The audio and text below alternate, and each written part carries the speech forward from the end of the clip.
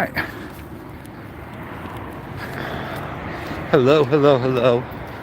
All my inalienable rights fans who love all their rights and refuse to give them up and refuse to live in Nazi Germany. Here we are, coming up on Cedar and Foothill at a checkpoint in Rialto, California. So we brought out the sign. Oh yeah, be a good German. Papers, please. So, see a couple bike cops over there.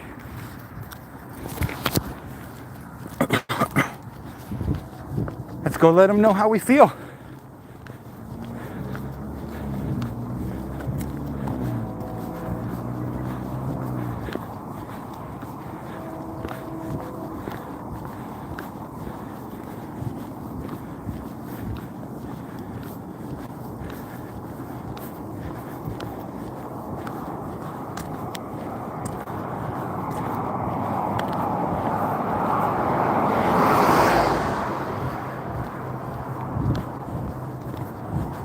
How you doing?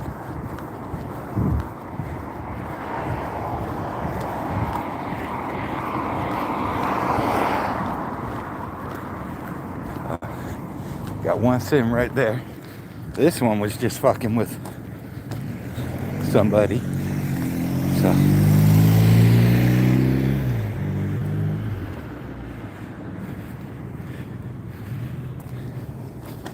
Ooh.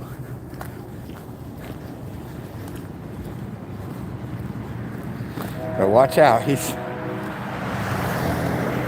setting up over here. Revenue collection, that's all they're out here for. Make that money. So, you see, he set up at 1536, the Rex Motel here.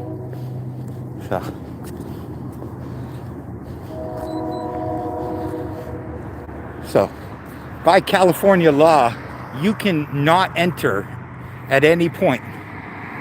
It states. But he's still over here where the checkpoint is not a part of, parked on some private property, blocking the sidewalk,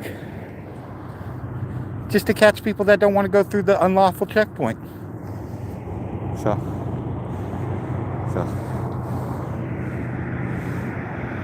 be a good, make sure, be a good German. Papers, please. Der Führer demands the papers.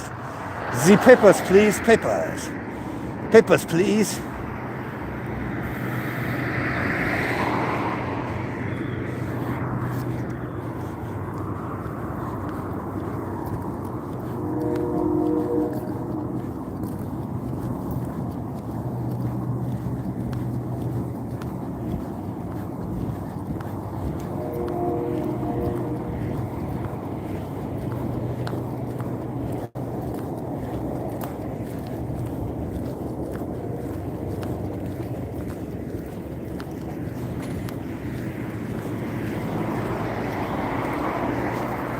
So we're going to go set up on their sign like we always do.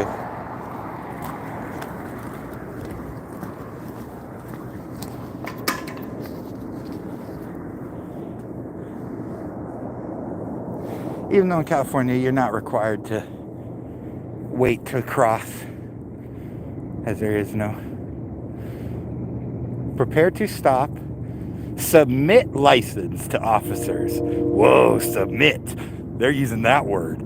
That's big. That's big. They straight up said submit. What's up, IE Street News? How you doing? Good to see you, my friend. I'm over here at Cedar and Foothill, letting them know how we feel.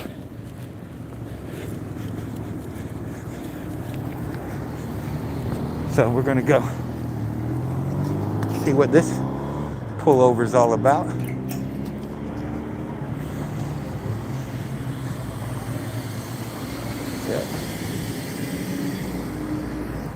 Smart people avoiding the checkpoint. Very smart, very smart. Hey Daryl, how you doing? Good to see you. So.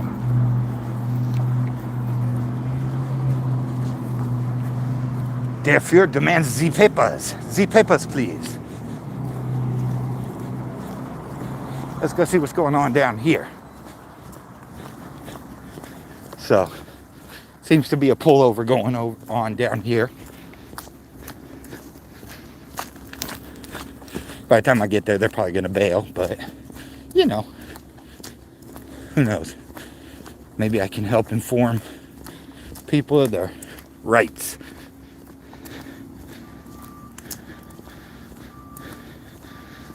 I honestly just got out here, so I haven't caught full corruption yet. I caught people setting up to corrupt, but I haven't caught the corruption yet. But you know me, I'm on the hunt.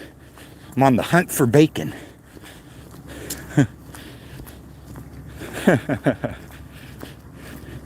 So this one, I don't know what he's over here for.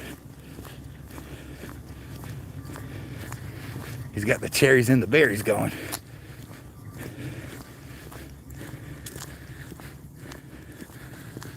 So, I don't see anybody in a car. So he's got to be writing tickets. Hey, sir, how are you? How you doing tonight? Huh? I said, how you doing tonight? Good, man, how about you? Another day in paradise. Catching all the non-registereds. We got some of those, couple DUIs. No, I meant you right now, right for the non-registereds. Some of them, yeah. Yeah. How are Good. you doing? You know, another day in paradise. Not bad weather, huh? Oh, thank God we're not on the East Coast. You know, so. I thought it was gonna be cold tonight, but it's just a perfect night. You know, it's better than it was supposed to be this time last year. Yeah. But at the same time, man, you never know. Like it could be. California. Oh yeah, Yeah. L.A. So this is the desert. You know, one day it'll be 100 degrees and then 30 at night. Yeah, You know. crazy. So you got to be careful out here with that. I was born out here. My whole family's from back east, though. So. Oh, so I'm sure it was a shock to them. Yeah, I don't. I still wonder. They said they hated the snow. You know, but that's the beauty of California. You can get that if you want it. Right. We go surfing at the beach in an hour. We go to the mountains in an hour. You go ride your dirt bike. Exactly. Out in an hour. And if you don't like something, you just travel a little north or south and you go away from it. So, now California, it's just the whole pricing us out now. Oh my That's God. the frustrating part. It's out of control. You know, and it's all the big investors, you know. And when I say that, I mean to the depths that they control the government taxes that 100%. that make it price us out because they're not taxed. It's corruption at its finest. Oh yeah, no, it you know, and they say just play the game, but they don't let you.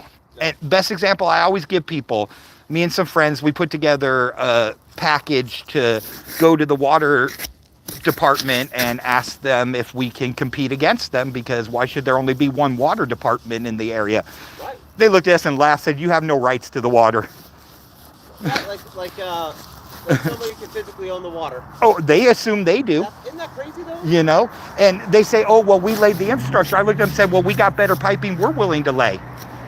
Oh, but you don't have rights to the water to pump it. Oh, so you made it rain here? That gives you the rights to sell it back to us? Excuse me, sir, you God? Yeah, like, it was funny, you know, like, it really, the back-asswardness of this free market society we supposedly live in. It's a, just by the words itself, it makes its own contradiction. Oh, yeah. The number one way they got us was when they tried to convince the USA that it's a democracy and not a constitutional republic. True. Yeah. And that was the number way they got us, because when the minority can lead the majority, you're done. You know? We're getting pretty close. Well, we've been that way. 'Cause if you actually look at voting, less than half the population votes on a regular basis. So that means less than half of the population dictates what the whole population has to go through. And out of that, you split that less than half the population into who actually wins versus who loses. Yeah. And so it's really like about a quarter percentage of the population dictates for the rest of the United States what happens. Isn't that sad? It's completely sad, you know. So I thought you actually had a pullover over here. Like, It's crazy, man. it's been dead, huh? You know what I find interesting? You know what we run into here a lot is like, how do people not have licenses? Well, if you want, I mean, we could get into the semantics of it.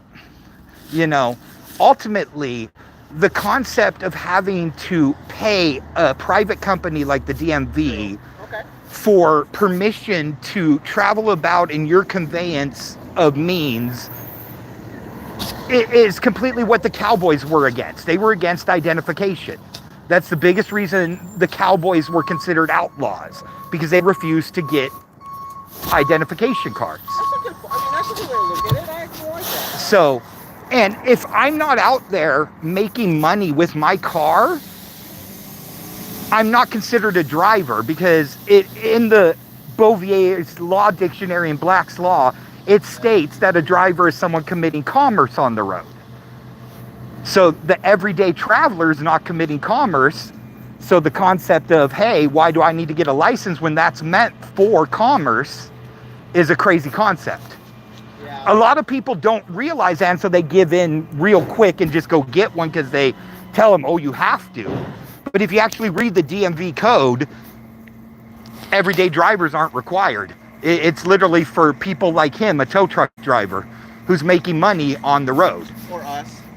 No, because you guys are government employees. So the government would be the exception to it? Well, government being the fact that your transportation is necessary for your job to perform the functions of your duties. They don't have to pay registration, where like Hertz and Enterprise, they've got that new thing where they can pay the permanent registration. Right. We see the white sticker on the back there. Same with a lot of the truck companies. Why do you think a lot of these big rigs are registered in Tennessee, South Dakota?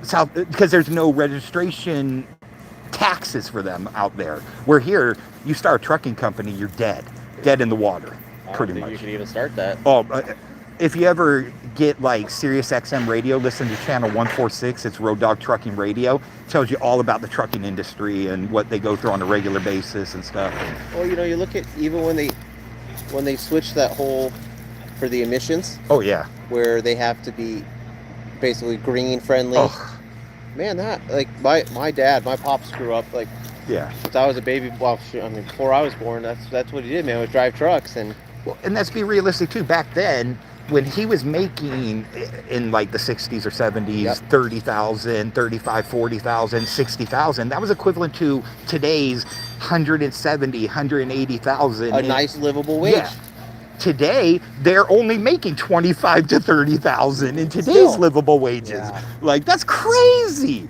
You know, and then all the dead time. You see them up there on Locust and Linden and the stuff. The new truck stop is packed. Yeah. Well, not even the truck. I'm talking the ones waiting to get in. Oh, yeah, just get in. Yep. Right there, just blocking Locust, blocking Linden and stuff, just on the way up there, because they get quote-unquote pickup times, but their dispatch tells them, no, just go, you'll be okay.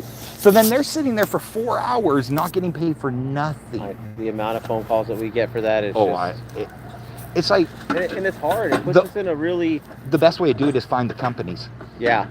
You know? And it just puts us in such a bind, because you have a Amazon multi-billion-dollar corporation that they don't have the same concerns as the drivers of trucks. Exactly. And it's just... Well, we try to find right now, I think we've worked it out pretty well. We try to find mendable ways that... It doesn't hurt the poor little truck driver. Correct. Yeah. And that's why it doesn't hurt the public, because of course, you know, because a lot of times we had to stop southbound. We had a pretty it was a nasty crash and a fatality. They were stopped waiting to make a left-hand turn to cut off the people already in line. Mm-hmm. You know how that goes. And some guy driving, and I'm not saying he wasn't at fault for not paying attention, but he slammed into the back of the trailer. Yeah. And it's like, dude, we can't. Are you guys the jurisdiction for north of Baseline on Alder? Partially, yes. Okay. Niagara, the trucks coming out of there right after Miro, are freaking death-defying kamikazes. Oh, really? They will jump out in front of cars that are like 20 feet away. like pretending they don't see them, and you know it's 50 miles an hour going up. So doing 50 and a semi pulls out. Yeah, and it from baseline to Miro is only about not even a quarter mile, like, and then Niagara's right after. Crazy though, isn't it? Oh, it blows. I grew up in an era where you were told in fog or inclement weather you follow a truck driver. Today you stay away from them. Because they lowered the standards. You know, and that's my dad says, because he's 40 years plus years he's been in the trucking industry. So now he's working at like smaller companies like safety, and he's like, man, to hire drivers and actually get them to pass the drug test. It's just it's just not happening. No. And he goes, that's what people don't understand, like, because they haul propane now. So he's like, I can't have a guy that smokes marijuana on a pees dirty on a drug test for marijuana hauling propane. Like, it's just not. DOT doesn't care about state law. They don't care about California's law on that.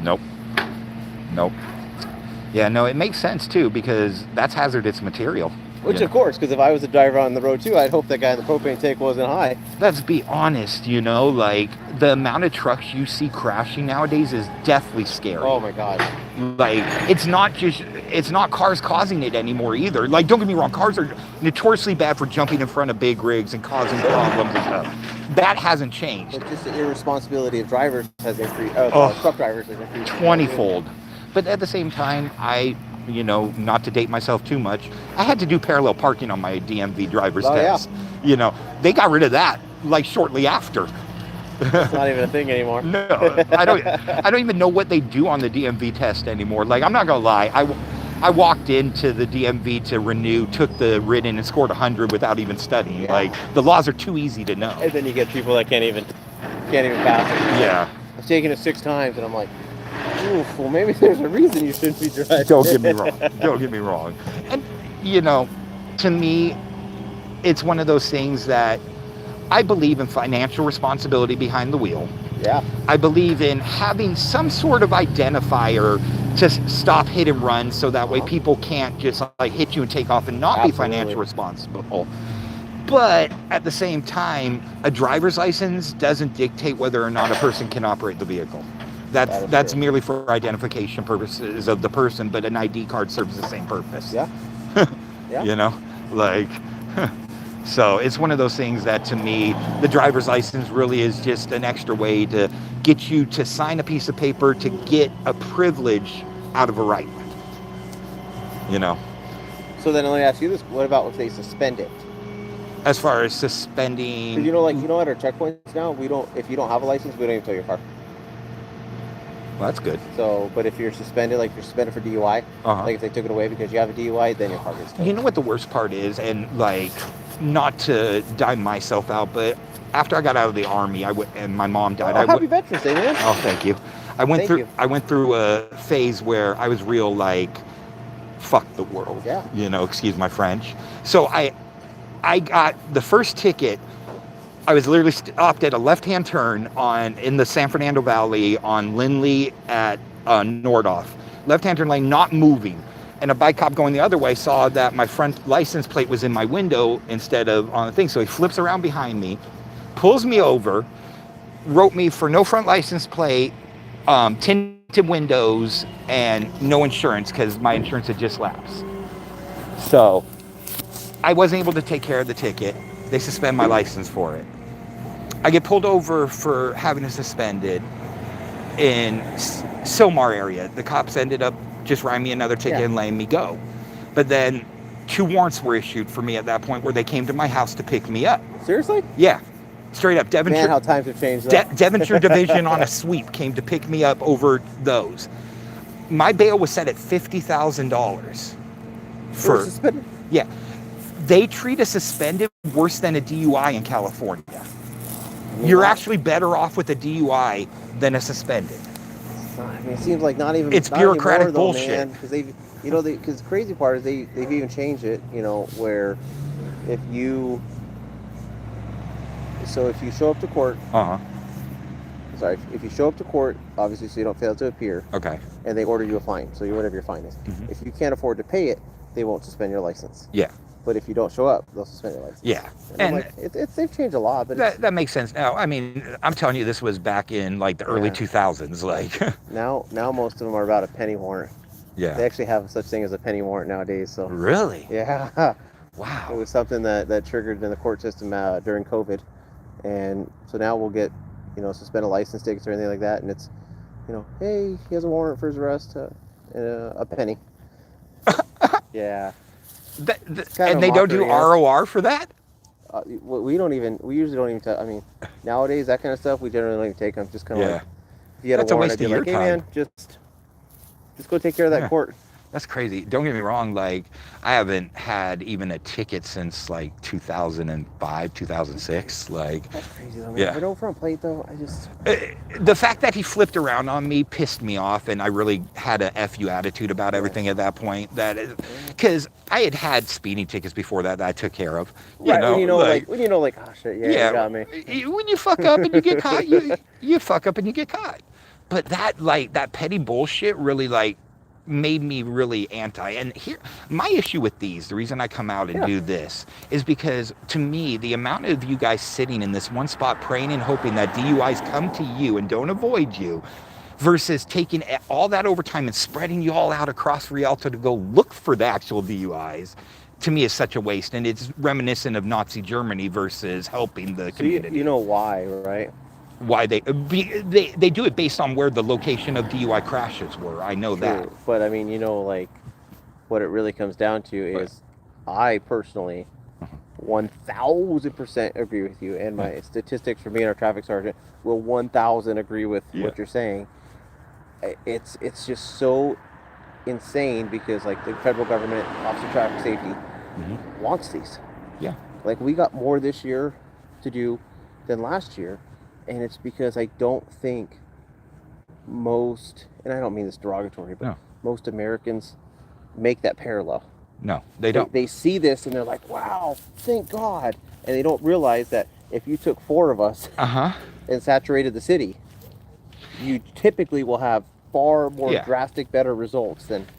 Oh, yeah. It's a show and appearance thing, but at the same time, let's be honest. You ever hear about Operation Paperclip? Mm-hmm. So we just brought the Nazis over here and started using their tactics and propaganda and all that. This is literally to condition us to be subjective to any time somebody says, here, give your ID over. That's what this is. It's meant to condition us. And at every checkpoint I go to, the scary part is it's the younger officers that ask me what this means. Because they're losing touch with it, huh? Because be a good German, papers, please. They don't understand. They don't understand. And don't get me wrong, I'm out here as protest/satire, because obviously we're not in Germany. So let me ask you, do you go to other checkpoints? Oh, yeah. I hit Upland, I hit Rancho, I hit Claremont. So I always wonder, how do the other officers treat you? A lot of them give me dirty looks and just ignore me. No, very few talk to me. Fontana, some will talk to me, some give me dirty looks. But I've noticed Rialto tends to be the most pleasant. Yeah, I'm not trying to disparage any other one. I always try to tell them, just talk to you. You know what? It goes a long way. That is like the lost art of this world, in my opinion. Yeah. It goes a long way. Say hi to people. It's not the end of the world. And you'll realize that even though I come out here and I have something that could be offensive to people, and I'm not a mean person, and I'll give you the background as to why I'm doing this as a veteran. Which is amazing. That's what talking about. That's what communication. And I'll explain it. You may not agree with me after that, but that's your choice. And there's our American way. We don't have to.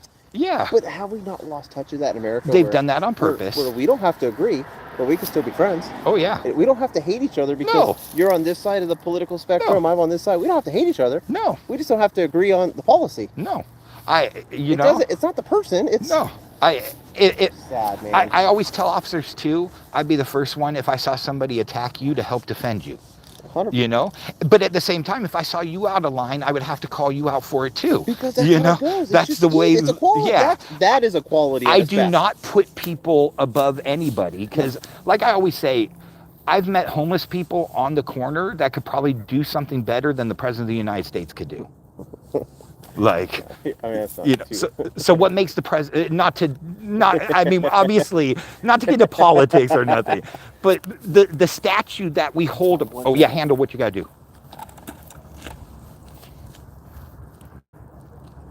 Mike. You're good. Yes.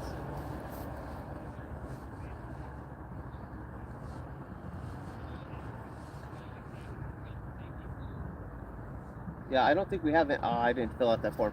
Yeah, I don't think there's anything related. It's just those 2 charges, and he doesn't have any no fires. No firearm use. Nope.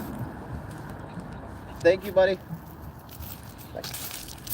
Yeah, no, it's one of those things that, like, I love a good conversation, you know, because some of my best friends don't agree with none of what I believe in, you know, but I just look at them and I laugh at them when they spout their to me rhetoric. You can all have a beer together and everybody be good. Exactly, because I don't hold people's opinions against them unless that opinion is based on how you feel about me. Like, because then if you don't want to like me, I don't got nothing to do with you. Then we'll part ways, because you know, such is life. We don't have to be friends. Time is too precious and too short to care about stuff like that. No, so I appreciate, you know, a good dialogue, because you find people like you and me, we signed up to do good things. When I joined the military, I didn't join the military to go out and tell some poor farmer in Iraq that, no, you can't drive down the street without me searching your car first. But yet that's what I ended up having to do, which to me made me feel like a terrorist. Because how come my government told me I could go to somebody else's country and tell them what they can do? That really was a hard thing to deal with coming home. But then it's like the hard part too. Then you look at the other side, where you look at so many good things that you've done to help others during that time, and it's like, oh, you know, it's not even a matter of that, because the whole geopolitics of that, where the concept, handle what you got to do, bro. Your job's your job's first, you know. So, but the whole geopolitics of the world has turned honest people in honest professions into useful tools for dishonest use, you know.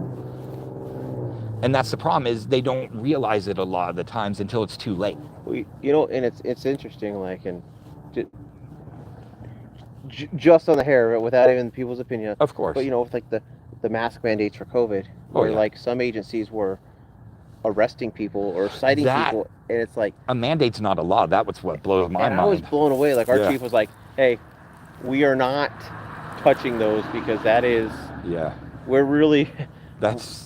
Dicey on the constitutional side of things." I mean, and you know what? During COVID, I did a 30-day road trip across 10 different states with my family. So I got to see how every different state was treating it and stuff. And I bet they were different, huh? All across the board. Some states were even like, look, we don't want you to wear the mask, so just kind of hold it. So if somebody says anything, you could just like cover yourself. Like, and then some states are like, you better have it immediately. Yeah, my father-in-law lives in a small town in Idaho. Oh yeah. And it was like it was like them like COVID, what COVID? Exactly. Like, it was that was a test. It was a test.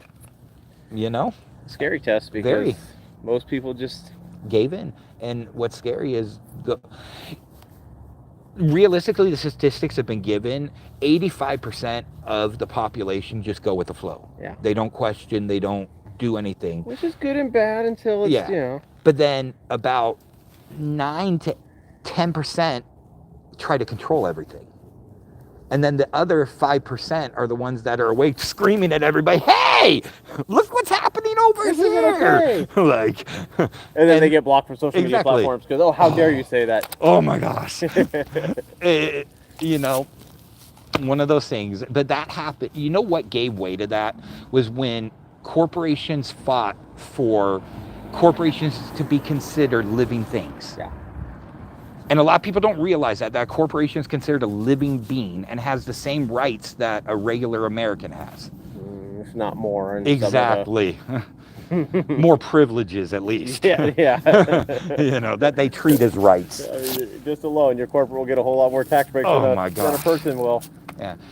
Step there, copy of your own. What was your first name, Bush? Jordan. Jordan? Nice to meet you. Dan, nice to meet you. And I thank you for your service. I thank you for your time, you know. Well, hey, whenever you see us out here, like 100%, like, if you want to come by, need a water, need a drink, you need a taco. No problem. You let me know. It's all yours. I appreciate it. I had a great experience with a sergeant out here once before, probably about I'd say 10 years ago. He actually picked me up at the corner of Cedar and Foothill right there in front of the Chevron. I was out in a military uniform, in my Army uniform, homeless, with a sign that said, "Homeless veteran, hire me, please." He pulled over, talked to me. I had a warrant for an unpaid court fine for Fontana for something I had done back in 2005 after my mama died.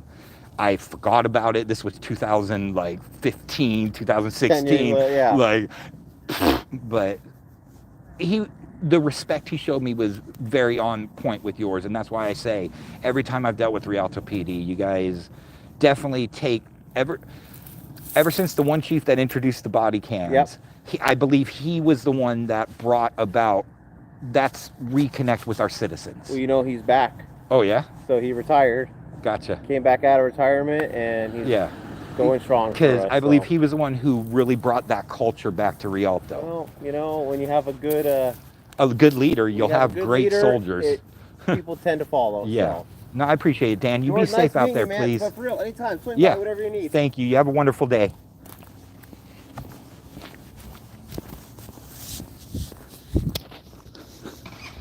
Sorry about that, Daryl.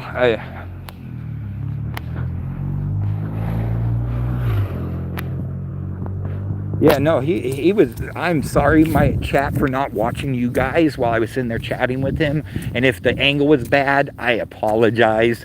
You know, I hope you could see him. But I felt that was a real positive conversation.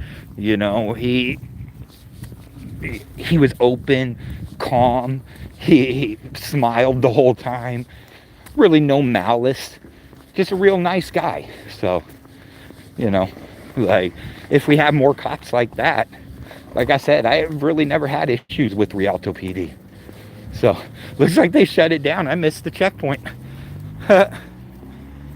So, they turned it around. Such a good conversation. Missed the actual checkpoint. I'm sorry, I'm not covering that. It's 11 o'clock and... Oh, maybe not.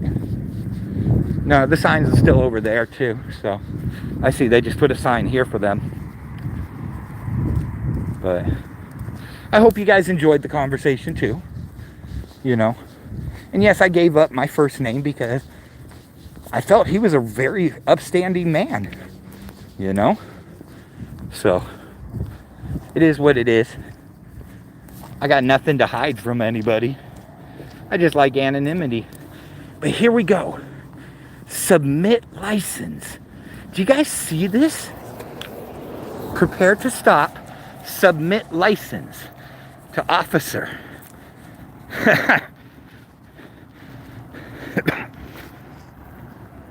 See?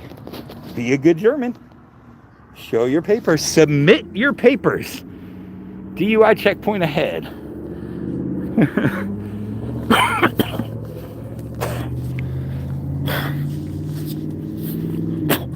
Unfortunately, nobody's here. There's literally no cars coming. This is one of the worst places to set it up, you know, because nobody comes through this corridor at this time ever. Like, I literally walk these streets at night.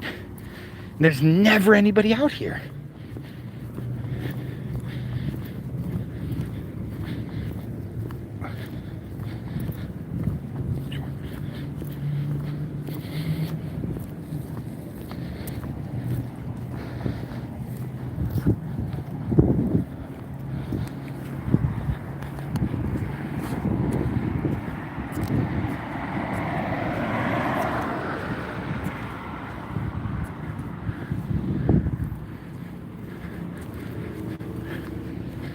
I don't even know if he realized he said all that stuff. Like, that's dangerous for cops to give their opinion like that. Ooh, we got some undercovers here. Or some loose undercovers. So these are the undercovers in this area.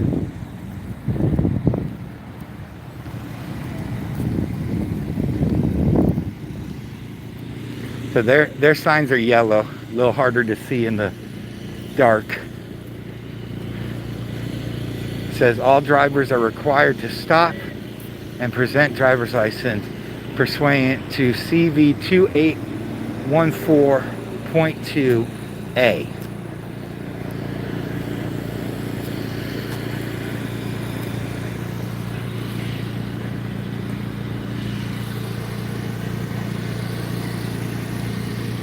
So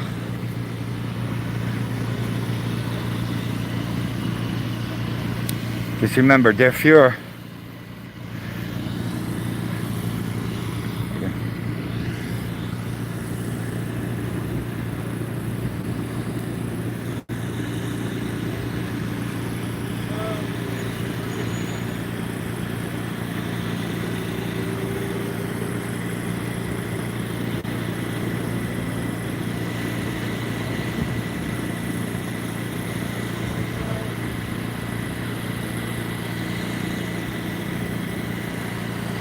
So actually, a couple cars coming through, but you'll see, it won't be many.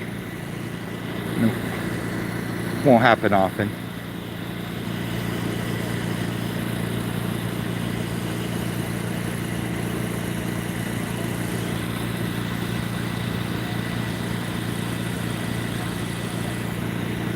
Oh, sweet. More light for my sign. Cool. Whoa! That was a lot of smoke. They really were not paying attention to that stop. A lot of people don't know what to do when the lights are flashing. It's sad. They don't. To them, they don't know treat this like a four-way stop. They just see a flashing light and they're like,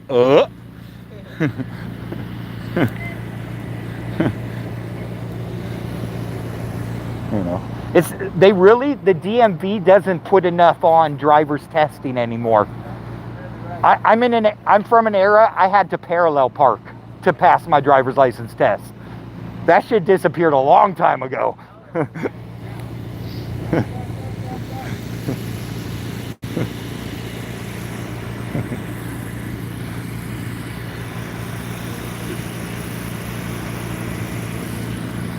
Watch out. Other lane.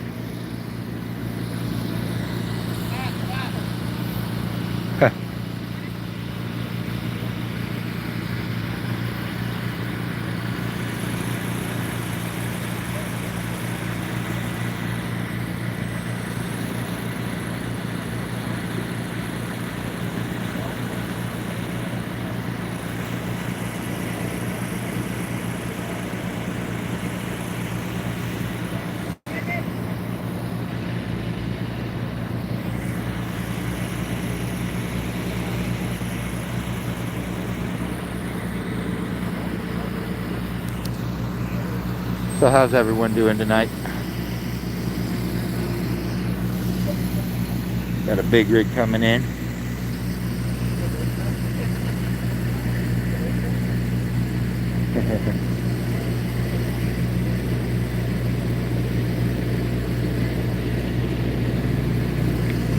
Whoa! Coming in fast. They're coming in hot.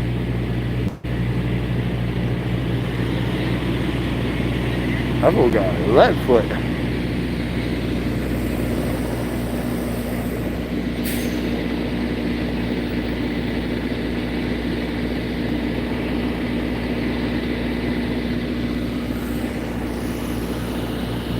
So, like I was explaining when I was talking about saturation patrol, 1, 2, 3, 4, 5, 6, 7, 8, 9, 10, 11, 12, 13, 14, 15. 15 that I can see. There might be more in cars or elsewhere.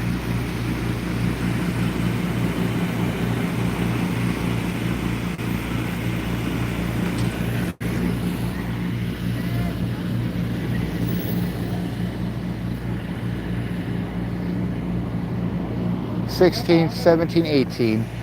And 3 bike cops, 19, 20, 21. So 21.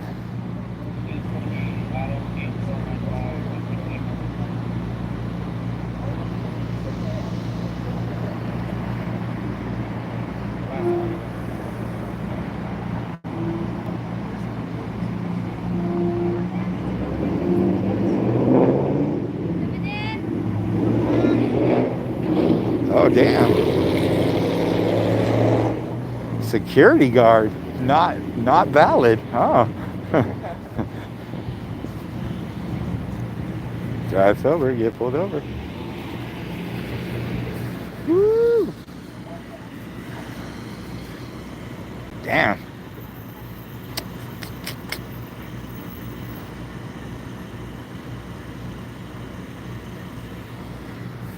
Oh well.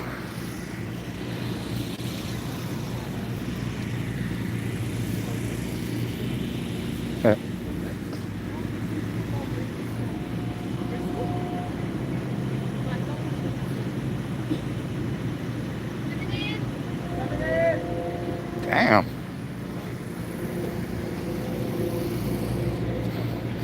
Woo, 2 in a row, back to back. Looking at back-to-back pull-ins. I'm gonna go over and check that out in a minute. Let's see if we get 3 or 4 here.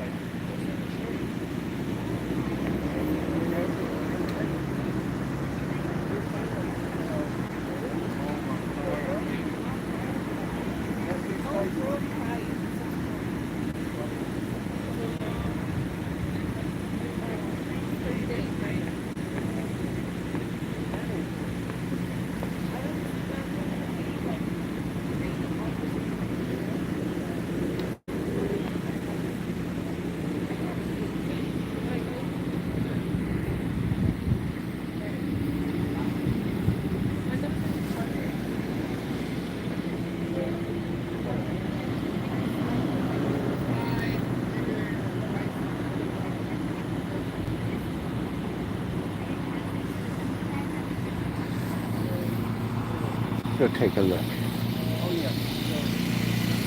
Let's go see what our tax dollars are paying for. Woohoo!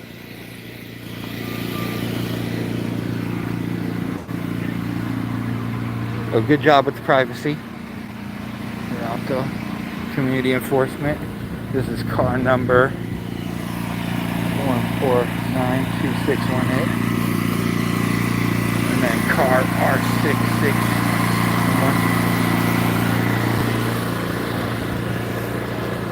I'm sorry, I couldn't hear you over that. Okay, that's fine. Go over to the sidewalk for me, okay? Oh. Record all you want, but over on the sidewalk, okay? Well, this is considered public forum.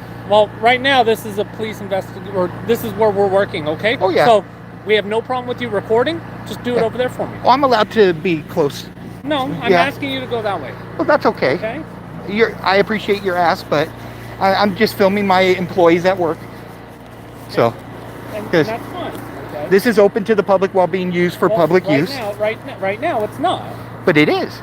Okay? So, No, do me a favor. This is being used for tax dollars use. Go over to the sidewalk and record us all night. Well, but We're totally 140 cool with that. AG says that I'm allowed to. So, go over there, please. This is considered Okay? public forum. Sir, I didn't come up to go you. over there. You did. You No. came up here, walking into our checkpoint. Yeah, but not near This is you. where we are conducting law Yeah. enforcement operations, okay? Okay. So please go But up there. this isn't a crime scene. Sir, go up there. This isn't a crime scene, Sir. sir. Can you state a law that backs that? Sir, go up there. That's not a law. Sir. Is there a penal code backing that? Because 140 AG says I'm allowed to. Really? What does it say? 140 AG says that public photography, when done in a place that is considered open to the public in public forums, cannot be Sir, considered suspicious all I'm or a asking crime. you to do is record. Absolutely, record. I'm recording But where I record want over to. there, You okay? can't dictate where I record. See, that's what 140 AG says. Sir, all I'm asking you to do is Okay. go up there. Well, all I'm record asking us, you to do is okay? respect my rights, which is my right to be recording my public from a safe distance. Safe distance Are you as live streaming? Oh, of course. Yeah? Of course. Cool. Fordyce versus Seattle. You know. So then you can't play copyrighted music. Oh, you know what's awesome about that? When they see you do that, Uh-huh. they don't worry about that anymore. Really? Yeah. Oh, okay. YouTube got rid of that Did they? Yeah. When did they get rid of that? 2 years ago. Really? Because of issues like that where people were playing copyright music on purpose. So Okay. YouTube struck that down. Be a good German. Papers, please. Yep. Well, why German? Well, because they were the first to really institute it. Okay. Starting checkpoints where you had to show identification. Okay. And so now, instead of, because like I explained, I spoke to Dan, Officer Sergeant Smith. Uh-huh. Like I explained to him, my issue with these is not the searching for DUIs. It's the hoping that all the DUIs come to this one location, this one spot, having all these resources that could be spread out across Rialto, searching for them instead. All right. Finding more and really keeping the area safe versus hoping they all come through here. And notice 9 out of 10 times, the first question is, driver's license, please. Not, oh, have you been drinking or anything like that. So it's a conditioning to get people to show an identification card at a checkpoint. Which is I would beg to differ. okay. I'd love to hear it. Okay. So I agree. I agree with you to an extent Okay. on the checkpoint Versus saturation versus patrol. saturation is more efficient. I don't think that at all. Yeah. I don't think that the checkpoints are great because people such as yourself use the social medias, they forum, and then people go and say, hey man, there's a checkpoint here, and guess what, all the DUI drivers avoid the checkpoint. Well, and long before I even get on social media, it's advertised on the internet Right. via public press. We Exactly. So, you know. Right? Yeah. So obviously we don't say the exact location, but we give a generalized. You know, that's funny because some places do, because I knew about this one on, if you go to DUIcheckpoints.com, it has the exact location, but it said it was a Fontana checkpoint. Even though I was like, no, that's Rialto, but DUIcheckpoints.com. Yeah. It advertises all of Southern California. San Diego, San Bernardino, LA County, all of them. You said DUIcheckpoint.com. It's either checkpoint or checkpoints, but it's all one word. Yeah. But that's how I knew about this one. I'm not getting anything. Just type in DUI checkpoints. And maybe, oh yeah, that's it. DUI block. Yeah. Sorry. Yeah, that's it right there. You'll see. You guys are the top one. All right, so it doesn't give you the, well, I mean, it kind of does, but yeah. it gives you it the doesn't Home give you Depot, direction or, Cedar, right? yeah. I thought But you were I talking, Yeah. but you're clearly local, so you know where the Home Depot is. Oh, well, I know where Cedar and Foothill is. You know, like, so. I agree with you on the saturations Yeah. are much more productive. Yeah. However, as part of the OTS grants, we have to do. Oh, I know. Dan explained to me how they want it. And that's why it's not you guys that create how it's done. Right. But I try and come out and educate and inform people that, you know, it's done much better. So you got to ask, why do the powers that be want it done this way versus actual protection? Well, who's the powers that be? Who Department of Transportation. Okay. They're the ones that create the grants for this. Right. So with that, you got to ask, who is the one providing the grants to them? Who's the one that's allocating the money that direction? And what's their motive for allocating the money that direction? And then implying to them, this is how we want it spent. And that generally comes from senators or congressmen. Now, we know senators and congressmen as individuals don't really make up the rules or know what they're doing to begin with. So it's always their aides. And so then we ask, where do the aides get this information? Right. Lobbyists. Okay. Who are the lobbyists? Private corporations, private money, stuff like that. Obviously, the biggest lobbies are like APAC and, you know, the Rothschilds organizations and stuff like that. They push certain agendas. Okay. Those agendas can't be played out directly. You can't just say, oh, we're setting up checkpoints like in Palestine for people to walk through on a daily basis. No, those that know history will be like, what the hell? And will revolt. Right. But something as innocuous as this hidden behind, oh, it's for DUI sobriety to help hide their true Well, intentions. Not necessarily that. And I can kind of track what you're saying, but I think it gets manipulated a little bit. Okay, and how? I'm curious. So hear me out. Yeah, I'm curious where. Okay? So I don't think it's to where we're trying to get people accustomed to having to show identification and all that. Okay. As your sign would indicate. Okay. Okay. So would you say, or do you know what the statistics are for a driver who's driving unlicensed to be involved in a motor vehicle accident? I would estimate unlicensed probably account for, and at fault. I'm talking at fault, not involved in. Right. At fault. An unlicensed driver probably accounts for 35% of the accidents on the road. Okay, roughly. Yeah. Okay. So, and that's national. Yeah. Okay. And I want to say it's like closer to like, it's between like 33 and 38, I think. The last statistics I saw. Okay. What do you think? How many drivers, we'll say out of 10, how many do you believe, based on statistics, are impaired? Oh, impaired? Yes. Okay. Out of 10. Caught or really impaired? No. Because I grew up in an era where I had buddies from Texas tell me about the designated dummy. I don't know if you ever heard about that. Okay, so realistically, I'd say 8 to 9 out of 10 are impaired. So let's put it like this. Yeah, but that's be friendly, and that's a 4 out of 10. So based off of a lot of statistics, it's usually about 1 out of 10 drivers are impaired. Okay, so take your 33%, right? Now, are we counting like those that are on prescription meds just properly? No. You know, there's a difference between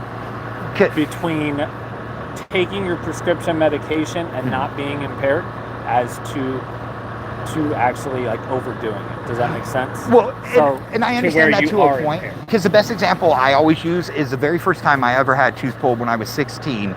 They gave me Vicodin. First time ever taking Vicodin. Right. I took one. I felt like I was like in La La Land. Right. And I was following the prescription rules. Right. So, but I would call myself very impaired at that point. So if somebody is impaired, just to where they can't function as a sober person. Of course. Okay. Yeah. So sorry, I lost my train of thought. No. It's like 1 out of 10. Yes. Okay. So for impairment. Right? Of course. So 1 out of every 10 drivers that we contact is impaired. Okay. By setting up something like this, I understand this is we're trying to, or people might think, we're trying to get the community accustomed to showing documents, which isn't the case. I mean, we live in California, man. You can be here undocumented and get a driver's license and make a living, and that has, I think that kind of tosses the argument as far as this goes. Does that make sense? To a point. I wouldn't say it tosses it. I would say it provides one of the reasons that they can use to say, but realistically, like statistics will show, percentage-wise, at these, you catch probably closer to 20 unlicensed and maybe 3 at most DUIs on a really, really hot night. I would beg to differ. It depends on where we're at, but but it really. And the fact, like I said, that the first question 9 out of 10 times is license, please, versus have you had anything to drink? So do you know why we asked for the license? Well, number one, to see if they're willing to be honest. Well, no, they're going through a checkpoint. You're required to. Have you seen the signs? Oh yeah, I've looked up the actual laws behind them, the DMV codes behind them. No, I'm not talking about the DMV codes. I'm talking about the vehicle codes that are on there. Yeah, that's what a DMV code is. A vehicle code's a DMV code. You're required to submit your license for inspection and all that. Yeah. Same thing as if you were to get pulled over, right? Well, actually, when you read through it, it states verbatim that failure to give the ID is after a lawful traffic stop, and it states in there lawful traffic stop. This is still debatable in court whether it's considered a lawful traffic stop. That's why we have that the whole Ingersoll Palmer and all that, all those case laws. Well, and that's why the Supreme Court ruled that drivers are not required to submit or answer. They're allowed to be asked, but just like in a border patrol checkpoint, you're not required to show ID. You're not required to tell them whether or not you are a citizen. Right. Here, you're using California vehicle code. I think the border patrol checkpoint's a little bit different. Well, no, it's. Again, I don't know anything about that, of course. So I'm not and don't get me wrong. I'm not going to hold a completely different organization's way of doing things. Right. I'm more generalizing how the Fourth Amendment fight has been used for both these and that, because they do tie together, because they are both checkpoints that are considered against Americans' wills, according to the people that are fighting in court against it. So, because they're continually fighting against these. So now, sorry, they're not in the media. So, as far as usefulness, let's go back to the usefulness of it. Yes. Okay. So, here in the great city of Rialto, we used to have gang problems. Are you familiar with Rialto? Oh yeah, I'm very. And you know what? I was actually telling Dan, you guys got probably the best chief that ever has worked in law enforcement. You know, he was the first one in a long time to reintroduce community peace policing in the area, and he did a great job with it. So now, but let's, here in our city, we don't have a gang problem anymore. I'm sure you remember what it was like in the early 2000s. This place was horrendous. I hate to date myself. I've been coming out to the IE since the 90s. So, but you see the difference between then and now, right? So I wouldn't say we have a gang problem anymore. I wouldn't say that at all. I would say that we now have a DUI problem. Really? We have yes. I really would. You guys really are experiencing that high of DUIs out here now? We have quite a few DUIs. And so whatever means, rather than going and just saying, hey, from the city, hey, we need this much money for our DUI enforcement, because you have several officers who are taking, like last year, I think we had one officer had the top DUI arrest for the county in our city. Another one had over 100. One had, I want to say, 75. Wow. One had 50. And this is yearly stats, right? Yeah, so January 1st to December 31st. Okay. So. Yeah, don't get me wrong. That's still high. We had that's ridiculously high, because if you look at it, that is, if we combine everybody, we're shooting at least one a day. Yeah. And just out here, not that it diminishes the whole DUI or anything, how many would you say are actually local residents versus people traveling through Rialto, Because I'd be curious if it's a Rialto resident problem or if it's Rialto's a corridor problem. I would say, that's a good question. I wouldn't even say, because with the introduction of all these warehouses and stuff. Ballpark, we're going to say 50-50. Okay, fair enough. So 50-50, and that's alcohol, drugs. Yeah, of course, any impairment. So most of our crashes here in the city involve either speed is a contributing factor, or DUI. So that's why we come out here and we try to do these. I know if we could not do checkpoints, we totally wouldn't do checkpoints. Well, yeah, and don't get me wrong. Like I said, federal DOT telling you how the money can be spent. Right. You guys can't say, oh well, no, fuck you. We got the money. We're going to go do our own thing. But at the same time, I always ask, how come more isn't done for the saturation? Because so we do. Okay. The thing with the saturation though is we're not in one spot, so you can't just roll up on us. Oh, like, yeah. As here, you can't Of just course. come up and be like, oh my God, you guys are doing saturations. Oh yeah, no. Like, everyone knows, hey, there's a checkpoint here. Let's avoid this area. Okay, but I mean, you know, hopefully the word gets out and it deters people. I think this is more so of a deterrent rather than anything. To me, I think it's more of a show for those that say, oh, we need more DUI help, and don't really understand what it takes to get it done. I agree. The people that but like our saturation vote and pay the higher monies. We do saturations Yeah. regularly, and you know, it's very common for us to have several officers on and get 2-3 DUIs each. Mm-hmm. And so you're like, and that I'm all for, you know. And trust me, I see you guys out there when there's more on patrol than when there isn't. You know, I'm a delivery driver that does the whole Inland Empire. Like, my hat's off to you, man. Yeah. I So couldn't do that. my company does last mile. So like Okay. we're trying to work with a lot of the electric companies to do the last mile and really get these giant trucks off our streets, you know? Yeah. Like, Yeah. 'cause I hear you on that one. like I was explaining to Dan, who his dad was a truck driver for 40 years. He said, truck drivers back when I grew up, you used to follow them in bad weather. Nowadays you avoid them at all costs.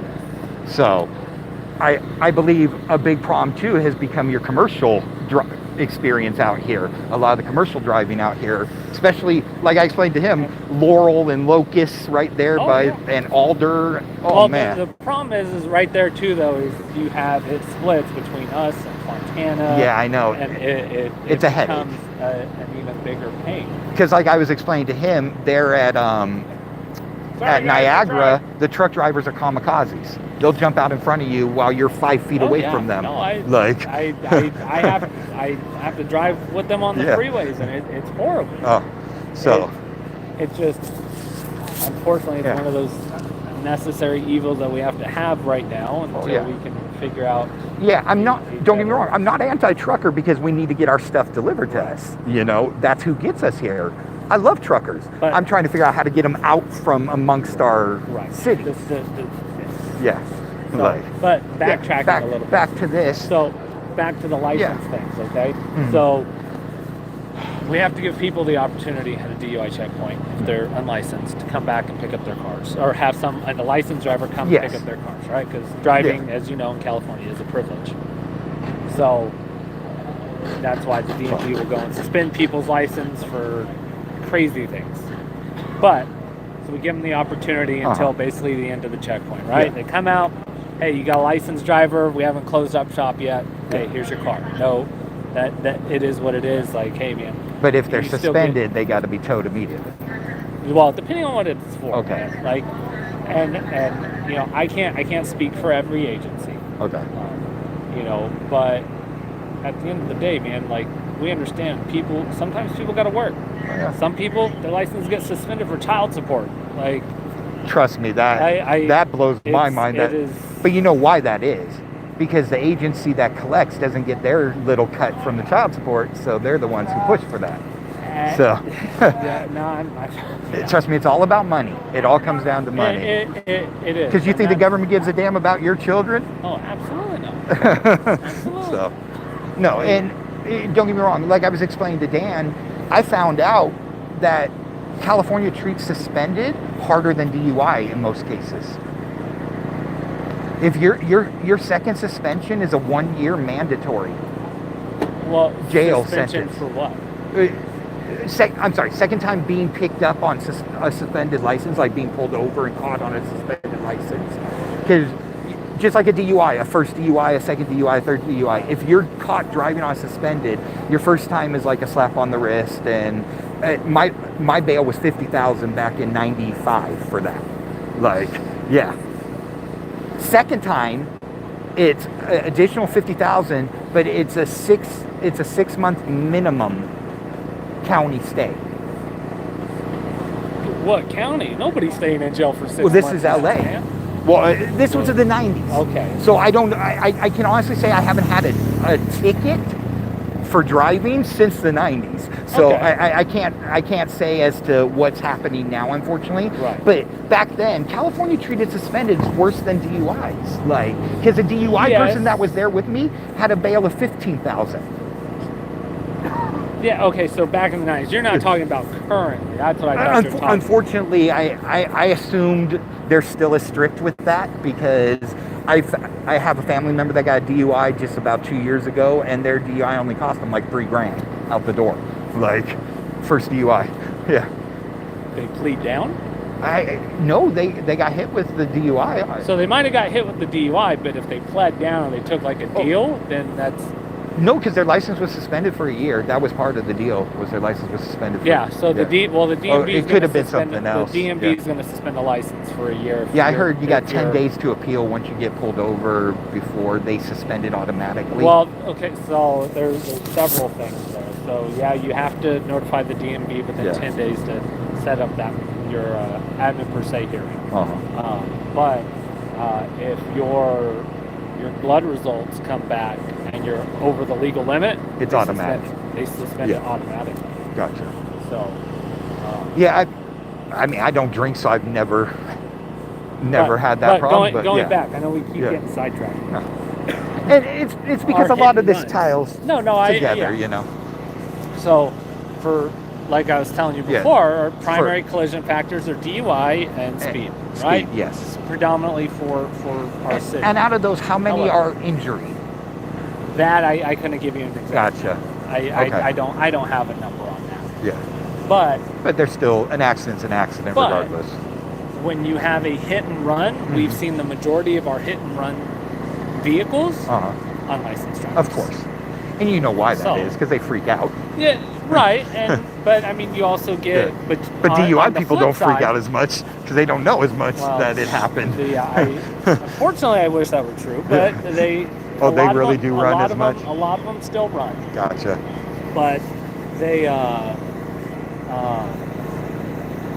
even you have licensed drivers who it was just a crappy situation, and now they're flying. Yeah, and don't get me wrong.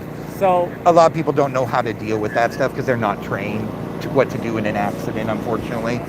Okay, so when you went and you got your license from the DMV, I had to parallel park to get my license from the DMV. That's how old I am. Okay, and I totally think we should bring that back. You know. But anyhow, when you went to the DMV, did they teach you that? When you got your license, they tell you, hey, when you're involved in a traffic accident, you're supposed to exchange information. That's all they tell you. That's all they tell you, right?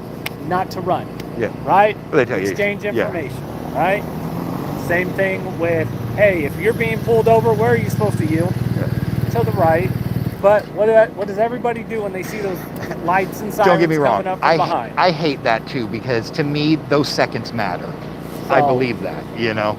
Those seconds are vital. But I know we keep getting off on the tangent. Right? But they're the ones that run the most. Right. So they run the most. So it's difficult to sit there and say, hey, we are looking for unlicensed drivers on our saturations, right? Because our primary focus is DUIs, right? However, we're still going and we pull someone over, they don't have a license. Okay, now your car is coming with us. This is more so of an education because now they can go and they can still get their car back and not have to pay that ridiculous tow fee or anything like that. Don't get me wrong, I'm glad that they've lightened up on that for the unlicensed because, you know, I could explain to you my feelings on the whole licensing, registration, insurance because I fully believe in financial fiscal responsibility for anything you cause. Whether you have the money yourself to pay with or you have to pay an insurance company to do it. Right. Because I don't believe you should be forced to use a private insurance company if you got the money to pay for it yourself. Right. And I've seen where these companies like Enterprise, they put a bond with the state of a cash bond and that covers the liability versus having an insurance company cover it. So I also believe in having a form of identification on the vehicle so in a case of a hit and run, you know who hit you. Okay. As far as that goes. As far as paying for registration, so that they can claim a yearly tax for roads and stuff like that. We had roads long before the DMV, so that's a whole nother debate and excuse, you know. But as far as keeping a database of who owns what vehicle, so if that vehicle's in an accident, you can see if they have the fiscal responsibility to cover the person that they harmed or caused a loss to. But as far as a driver's license goes, that's nothing different than a form of identification card. Okay. Because it really doesn't determine who's capable of driving or not capable. Because plenty of unlicensed people could be taught how to drive perfectly and never go get a license because they never signed that contract with the DMV. So with that, it doesn't make them a bad driver just because the DMV doesn't say, here's a privilege card for you to go get behind the wheel. They could still be an amazing driver, better than a licensed driver. So realistically, needing a license and an ID is double kill, in my opinion, versus just having IDs for everybody to know who everybody is. So if they are the one driving, versus having a specific driver's license, unless you are out there doing something like driving a big or something more skilled required. Not saying that driving a regular car doesn't require skill, but obviously the DMV even considers it the basic skill right now because they don't put too much on the test compared to what they used to. Right.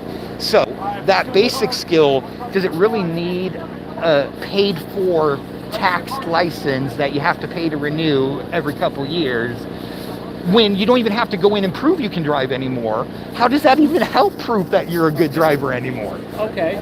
You know? So I can understand your reasoning there. Right. Now, to counter that is, so you agree with basically the vehicles needing like I license said, plate. it's for the fiscal responsibility, so people know who. Okay. So but as far as paying a yearly registration, and I can again, living in California, I totally get that because you the pay tax an on arm the and a people. leg, for your registration. Okay. But say you have somebody who is not financially responsible. Of course. Okay. And can't go and pay for, the damages to a car if they were involved in a collision. Okay. But they are driving somebody else's car. Who's responsible? As far as I'm concerned, if you know that person is incapable that's even I'm talking about incapable of paying for their own. Okay. And you still choose to let them, you're saying that you take that fiscal responsibility for them. Okay, because but they can't pay you back. How do you enforce that? Well, that's what the court system's for. But we're already inundated. Our court system's already inundated. You can sue somebody for farting wrong. Well, but say you were to fart right now, and but that's the semantics of what the court systems allow for lawsuits, though. Where we could argue as to what deserves a lawsuit versus what doesn't, what holds weight for a lawsuit, what doesn't. Where to me, somebody hurting you financially or physically should hold more weight than somebody sneezing on you. But that's me versus someone else's opinion. So we could argue that till we're blue in the face, and that'll never change the court systems. Like, as far as setting out guidelines ahead of time, we've tried that. We have to continue to add guidelines over and over, but they're not adding guidelines to help us, though. That's the problem. Okay. And that's where we as people have to use our educated minds to come together, whether we agree on certain things or not, and find that happy middle ground that does work for everybody, Okay. And that does provide safety, security that people want. Because ultimately, I'm a firm believer in you're responsible for your own safety and security. Okay. I mean, maybe it's veteran in me, I don't know, but I was also branch? Army. Sorry. What, Marine? Yeah. 0311? Yeah. I said, I'm part of the only Army unit that's authorized to wear Marine combat bats that Marines aren't even allowed to wear. Because you guys aren't, I don't know if they changed the rules, but when I was in Ramadi and Fallujah, we fell under 2nd MARDIV and 1st MARDIV. Okay. we were the brigade, 2nd Brigade Combat Team, an Army, and then we had 3rd Marine Battalion under us. So we were like sandwiched in between the division and the battalion. All right. Well, so, so you had the 3rd Marine Battalion, which I don't like a regiment? I don't remember who was with us exactly. It was explained to us because we were being under their command, being they were the division in charge. Okay. We got authorized to wear their combat patch. So we're one of the only, there's been Army units in the past in Vietnam that have Marine combat patches because they fell under the same scenario, and reverse, where Marines were sandwiched in between Army divisions and battalions. Yeah. Hold on, I'll come talk to you in a second. So, give me like handle it. I'll be up there right now.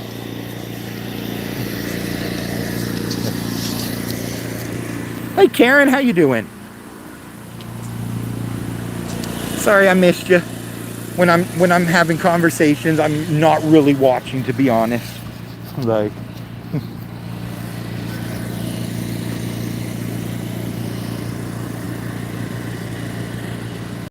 So, real quick, let's get these codes. Does this one have a code on it?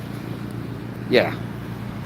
So, this one says, all drivers are required to stop and present driver's licenses pursuant to CVC 2814.2A, and that's California Vehicle Code CVC.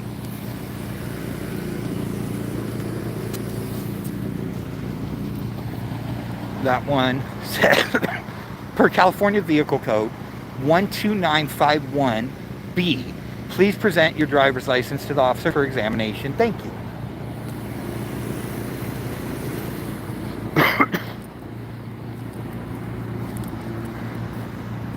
Same one.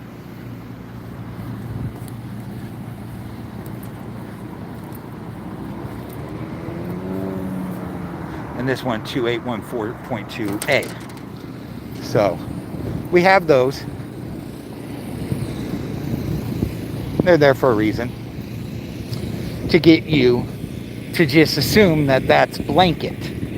But that's not the case. It's not blanket, so, you know, they want you to think it, but it's not. So, as I was saying, with that, you know, I got to wear the Marine combat patch, the triangle with the 1 in it, or I'm the diamond with the 1 in it, and then we haven't worn patches in it. I was there in the beginning of the war. I was over there in 03, 04. I was in the Battle of Fallujah. I'm that old, bro. Like, you're not much older than me, man. So, yeah, I was over there. I don't remember. Let's see. Yeah, because we were stationed in Al Ramadi, and then the Battle of Fallujah in November of 04. God, that was so long ago. I can't believe it, how long it's been. And 1947. The Marine Corps abolished wearing the patches. Oh, really? The combat patches, yeah. Yeah, no, that's why we used to make fun that we're authorized, but you guys can't even wear them. Oh, that's what you meant. Okay, yeah. I was like, yeah. No, what? I was walking around wearing a Marine combat patch, and the Marines weren't even allowed to wear them. Yeah. Like, we stopped wearing those a long time. Oh, yeah. Just like Marines don't salute inside. Army still does. You know? Don't salute without a cover on either. Exactly. Army, as soon as you walk in for a formal meeting with the commander or an officer, salute.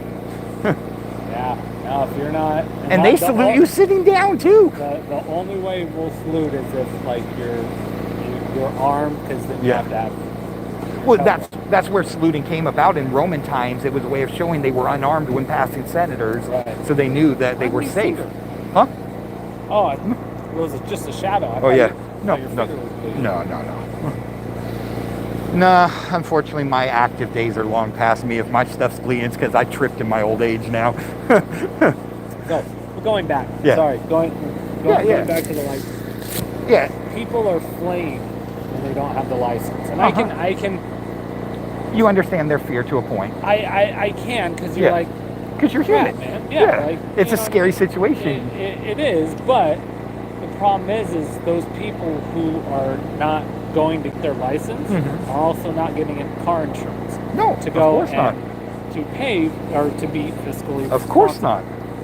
But unfortunately, we don't have a system to where, like, in theory, your system would work.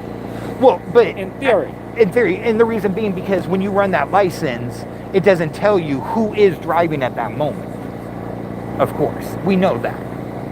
So, but that's where the whole you track down the owner, and like I said, the owner has to be responsible because it was their vehicle involved, okay, so unless stolen. Here is a thought, or what are your thoughts on how other states do like their DMVs, their registration? So like when you run like an out-of-state registration, some states you can actually see their name, date of birth, all that information, so then you can do, a warrant check on them and things like that. What are your thoughts on that?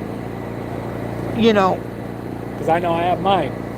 Databases, if we really want to get into it, destroy anonymity. And we're founded on anonymity, And if you really get into it, what have databases statistically and historically been used for? Control. Now, as far as getting people to do the right thing, that's been the number one fight since the beginning of time.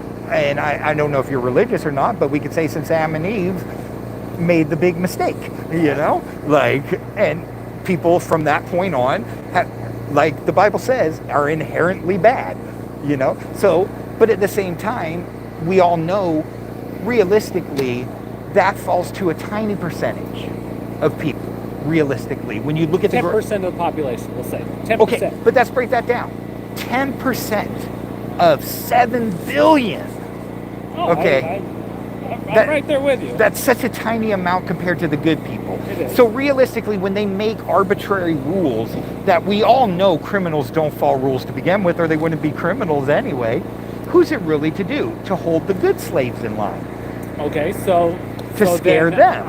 I'm assuming, just based off your thought process on this, I'm assuming then you're for less background checks on guns and less regulations and stuff on firearms. Okay. Before I answer that, may I ask you one simple question, just to understand where you're coming from. Is the United States a democracy or a constitutional republic? Realistically. Realistically? Not what we perform as, what were we founded as? It's supposed to be a democracy. No, constitutional republic. Okay. And what a constitutional republic is its individual rights. Okay. Meaning, where a democracy, when you break it down, in America, statistically, less than half vote. Yeah. So you're talking maybe at most on the best election, you might get 48%. Okay. Okay. Now, when you take that 48%, you break it in half along party lines or win-loss votes. Unless something drastically wins 90%, you're still looking at anywhere from 60-40 to 50-50. Okay. So now you're looking at 25% of the population setting the rules and regulations for 75% of the population. That's a democracy. In a constitutional republic, it's about individual rights and everyone minds their own gosh darn business. So with that, as far as guns, as far as the Constitution goes, the very first part of the Bill of Rights in the First Amendment, the very first line is, Congress shall make no law. Okay. So with that, anything outside of the Bill of Rights is really just add-on. Okay, so then you don't see... Because, okay, that's statistics. When we said the 10%, okay? Now, obviously, definitions fall into sketchy areas when it comes to what's considered crime versus petty infractions, okay? Obviously, my definition of a crime is there has to be an injured subject. Okay, but define injury. Injury could be financial loss. It could be physical injury. It could be a mental injury. It could be anything that causes a person any form of injury. Okay. But it has to be a person. Okay. I got into this with Dan too, where we believe that when corporations start being identified as persons and getting persons' rights, that blurred lines too much for us. All right. So if you do something against Home Depot, who are you really hurting? Okay. Shareholders and stuff? Do you have one shareholder that's willing to come and say, yeah, that person hurt me by taking that? No. But when it comes to me and you, if I hit your car, you're at a loss. If I mentally mess you up so bad by harassing you continually, like how people have put speakers in people's houses to make them think they're going crazy, that's still an injury. You know, it doesn't have injury. As I learned from serving in the military, injuries don't show physically all the time. Right. You know, and I also believe financial loss can be considered an injury too. You know, people work hard for their money. Okay. So drawing the line at having a person be the injured party of a crime, who's injured when I don't pay my registration and I drive down the street? The state of California, because they didn't get their tax dollars to the DMV?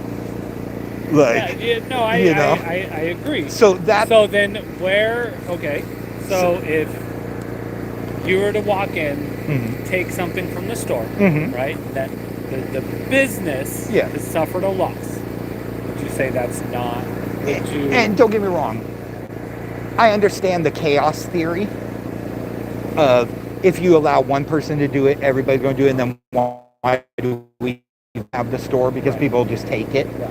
You know, look at Walgreens. Yeah. You know, but once again, whose security is their responsibility? The government's or theirs? Okay. So when we're talking about financial corporations and theft, who's in charge of protecting that? The government or them? Okay. Who's in charge of protecting your house? You or the government? Okay. So I can. Yeah. I agree with you. So. As far as use of resources and expenditures towards worrying about a jigsaw that costs $300 versus somebody that was laid out in the street. Say someone came to your house and walks into your garage and takes something, and they just walk out, right? You're saying it's your duty to protect your interest, your property, right? Of course. Just like, so what do you do? Just like, well, number one, you have to, security starts before anything happens. I agree, but we're beyond the security part. If you're not taking that into account to begin with, I'm a firm believer in you're setting yourself up for failure, and you deserve what happens to you, because nobody deserves bad things to happen to them, because it's not your fault somebody chose to do something bad. Right. That's not your fault. But knowing that could happen to you and not taking the right precautions is your fault, because that's like the grasshopper and the ant. Okay. You know. So I can. So as far as what should you be allowed to do after the fact to the person that harmed you versus before? So how do you make you right? With that, I do not believe violence counters theft. So I don't believe you have the right to go beat somebody because they took something from you to get it back. Okay. I don't believe you have the right to take their life to get it back. I agree. But I believe you have the right to attempt to get your stuff back. Okay. And if that means coming up and grabbing it out of their hand, that's the same thing they did. That's not theft. You're taking your stuff back. Right. If they choose to escalate it to violence, then we get into the whole, do you have the right to defend yourself or not? Well, but that's all on what will they do based on what you do, you know? And there's a million scenarios you could always get it into. Like they say, there's a million ways to skin a cat, you know? Okay. So you can't, but as far as what you should be allowed to do versus what you're not allowed to do, like I said, you can't harm a person or kill them for taking it. Now, if in the act of me grabbing it back, they fall to the ground, that comes down to intention. Did I intend to harm them when I pulled it, they held on and they went with it? No. I intended to get my item back. They intended to hold on to it, Right. and the stronger person prevailed. Okay. What if I go down? So, okay, You know? But now, so you seem like a logical person. Yeah, and I know this world doesn't work off perfect logic, you know. So I'm trying to be reasonable, and that's why I don't shoot people's points of view down, you know. So and that's why I'm playing devil's advocate. Yeah. So not everyone's going to see your point of view. Of course. Some people are going to say, "Oh no, I'm going to beat the hell out of that guy." Of course. And I mean, like you said, Yeah. violence doesn't. But that's also where you over hold property the value of life versus property, you know. And I agree, but Yeah. okay, so you have somebody who goes and has that same philosophy as you is, oh man, like I'm not going to cause violence to this person because they stole my stuff. Yeah. Then they just let it happen.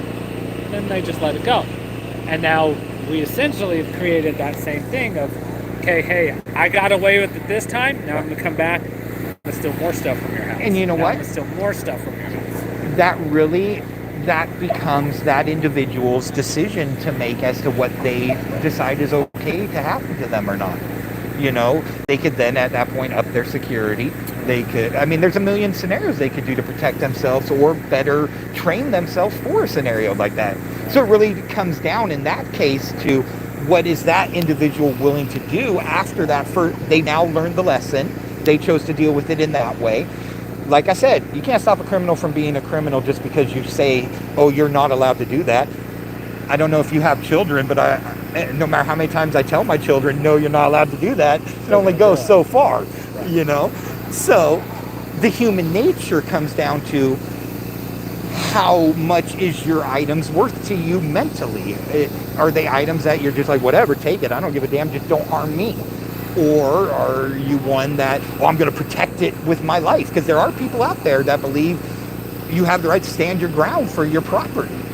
And, you know, once again, the semantics of whether your life's in danger in the process or not versus somebody just grabbing it and running away, that's besides the point, you know. What you believe and stuff is your personal opinion as far as everyone. Whether I believe it's right or not is whatever, but it doesn't mean we can't be friends at the end of the day. No, I wholeheartedly. So, and that's, like I said, how I believe we as a society come together and find the middle ground is by listening to the points you can't stand to hear, hearing them out and saying, okay, maybe they had some good points in there that I could see a little bit about, you know? Right. So now you can understand why I go and I approach you. I don't know you. You seem like a nice guy now. Obviously. And I didn't know you at all. Of course. What can I call you? Huh? What can I call you? Oh, you can call me Jordan. Jordan? Yeah. Okay. That's my first name. All right. So I'm not afraid to identify myself. So, obviously, I don't know you from Adam. Yeah. I see some guy come walking over here, Yeah. holding the sign. Like, oh man, like what the hell's going on here? You know what I mean? I get it. Hey, I'm all about the First Amendment, man. Hey, get out there, spread your word, do what you got to do. You know what I mean? But the reason why I go and engaged you just like that is we don't know you from Adam. Of course. I don't know if you have any intentions of harming us. Of course.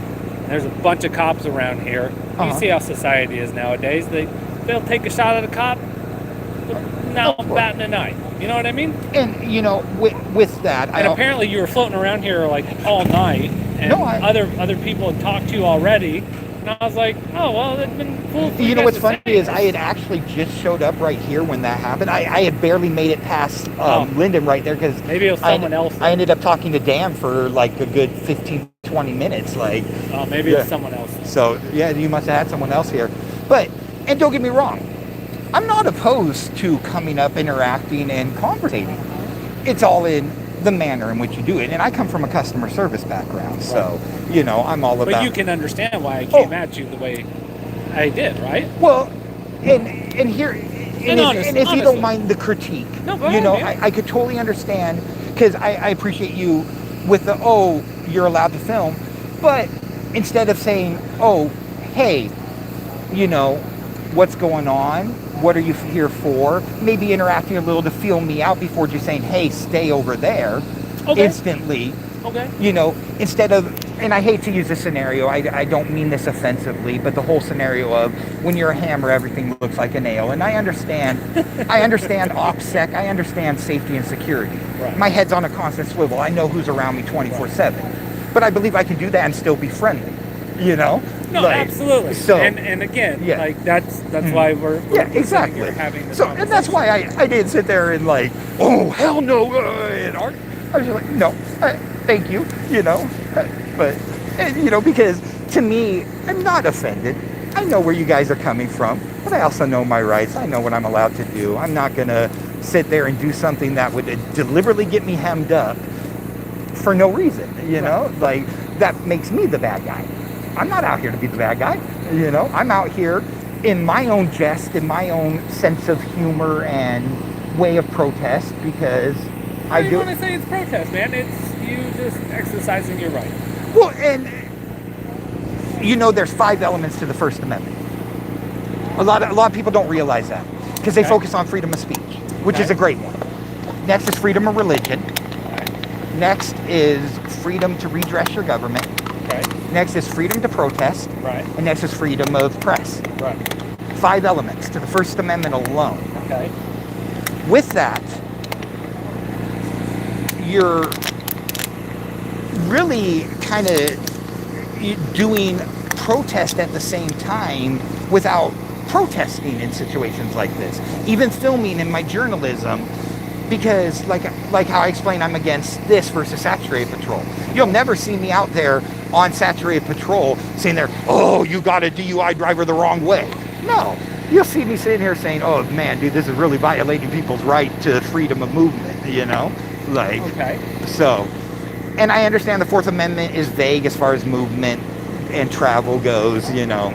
Like, we could debate that till we're all blue in the face and stuff. They've been trying to do it in Congress for forever.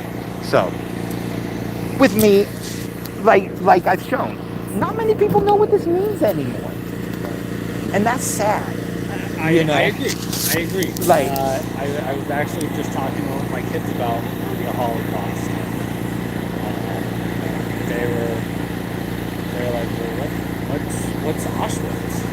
It's like, really? Like, you're not. They don't teach that stuff anymore. Like, you're not, the Blitzkrieg, or like, it's like, really? What are we learning in school? Because I'm a firm believer that if you forget history, it's going to reoccur. Of course. And that there's lots of things in history that we don't need to reoccur. No, not at all. And I'm a firm believer of that too. That's the sentiment we were taught in our schools back then, and I'm not like from middle of what? No, I grew up in the San Fernando Valley in Northridge. I was there during the Northridge earthquake, like I literally a couple miles from the epicenter I lived. Like, I went to Granada Hills High School where John Elway was the quarterback in the 60s, like, so I've been in LA most of my life, I know what California's about. I know what things are about here, and realistically, things aren't the same.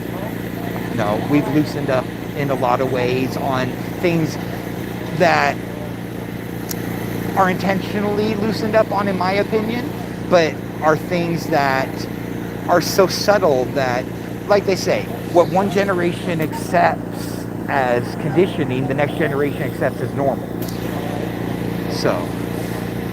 So with that, where we grew up with petty crimes being considered the deterrent, if you enforce petty crimes, it deters from the bigger crimes. That was proven to not be true. Okay. But you can't just let up on letting people know you're out there. So presence is what's important versus going around and people consider petty crime harassment. I'm just saying what they consider. I'm not saying whether it is or not. So the perspective of people at that point becomes, oh, you're just out here to harass me instead of protect me. Okay. And then you run into unfortunate statistics where national average, we have over 725,000 untested rape kits, but we got money for DUI checkpoints, and that makes the perspective of people be like, well, what the fuck are we paying for, with our taxes? And don't get me wrong, I understand the nuances. 85% of your job is paperwork. Like, A lot of people don't realize that about police. 85% of your job is paperwork. You're sitting there, even after the traffic stop, before you can even move off, you got to do certain paperwork to make sure they're done. I know how it works. My great uncle was assistant chief of police at Culver City in the 70s and 80s. Like, Well, this is, you know, and don't get me wrong, it's a lot worse now with computers and night and day difference between then and now. But I understand what your guys' primary duties are, because without the paperwork, the DA can't do nothing. Right. There's handcuffs. If you don't have your ducks in a row, everybody's handcuffed. And that's because our country is founded on contract law. Okay. Why the British wouldn't deal with the Native Americans is because they weren't considered a government that could sign a treaty. And that's the importance of governments, is treaties. That's why we have treaty this, treaty that, treaty with this country, treaty with that. It's all contracts. Without a contract to enforce it, people don't do anything. That's why they get you sign to vote, sign for the DMV, sign for this, contract, sign that ticket, contract with it. You're not admitting guilt, but you're promising to appear. You're promising to follow the guidelines of the contract. Okay. That's what our country's built off, contract law. Why do you think everything requires a contract? That's an interesting perspective when it comes to signing a citation. Well, that's I can see and this comes directly from a lawyer. This isn't my words. Okay. When an officer tells somebody that if you do not sign the ticket, we have the right to take you to jail, that in the definition of contract law is considered securities fraud. Okay. Forcing someone to contract under threat of duress through kidnapping, violence, or anything along that line. You can't go to a company and say, sign this or else. So the fact that police can tell people sign this or else is considered securities fraud by the definition of contract law. And without that signature, without that promise to appear, that person's under no obligation, because they haven't signed a contract saying, hey, I will show up. So they're therefore under no obligation to show up. That's why they enforce the signature so much. A signature is a binding to a contract. And don't get me wrong, what school teaches contract law? They don't. They don't on purpose. Yeah, exactly. They don't on purpose. They don't want you to know this stuff. I can see where it could. I can see your point of view on this. I'll be honest, I'm surprised I can't, but I can. Yeah, no, it's because I'm not coming from I want to be a criminal. It is, you know? It is and I think where we as in law enforcement do ourselves a disservice is, if you don't sign this, you're going to jail. That's not actually what the law says. No. It's not that you go to jail. No. You go before a magistrate. Yeah. And you got 24 hours unless it's a weekend. Yes, you got yes. 72. Yeah. You know, but fair and speedy trial. Then you've got, a county seat. But you have tons of things. Here's the thing. Constitutionally, technically, a magistrate's not a judge.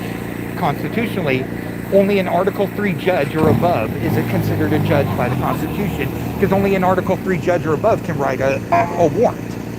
Okay. So with that, a magistrate is no different than a prosecuting attorney playing judge for a minute. Like, by the definition of our constitutional law in a court. Just like a lot of people don't realize, the only constitutional law enforcement in the United States is the sheriffs, because they're the only ones you vote for. The chief of police is appointed by the mayor. You have no say in who becomes the chief. You have no say in who becomes police. You have a say in who becomes the sheriff. But you do somewhat, because you have to vote for the mayor. But once again, it doesn't matter. Like, it doesn't matter who you vote for as the mayor. Once they're in, they choose the police chief anyway. And you don't get to tell them no. And once the chief is in, you don't get to, once you kick the mayor out, doesn't mean the next mayor you put in is going to take him out or have the right to take him out. There's a bigger problem with taking out a police chief where you can vote out the sheriff. Well, but in the Constitution, they're the only ones recognized as law enforcement, is the point.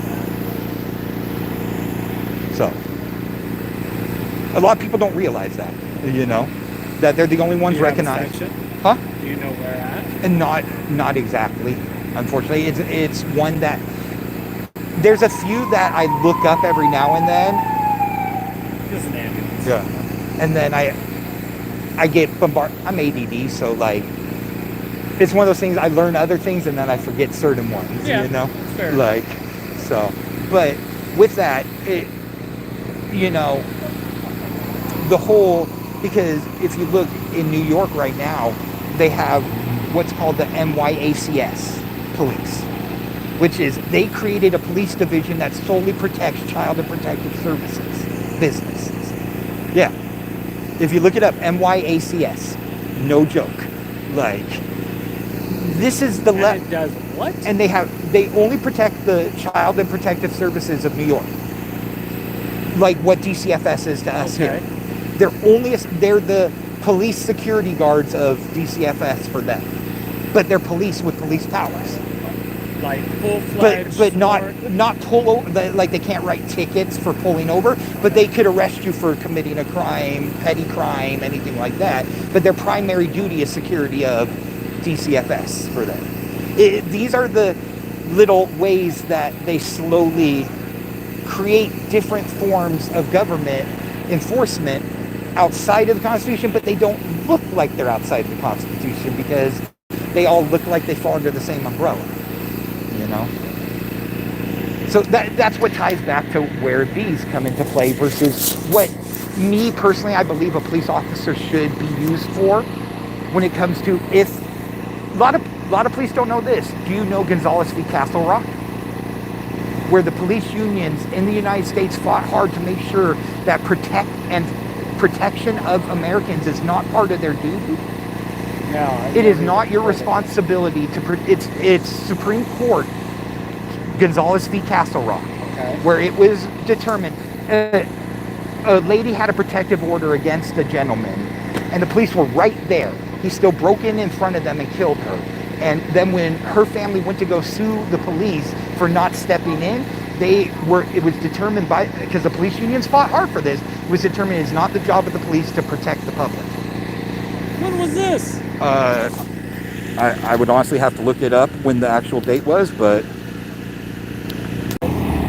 that if you don't step in to protect somebody, your job is to respond after a crime's been committed. Okay. Or if you witness a crime in progress, to stop it. But if it involves you putting your safety at risk to protect somebody, it's not part of your duty description or your required job description, and you can't be held accountable for not doing it.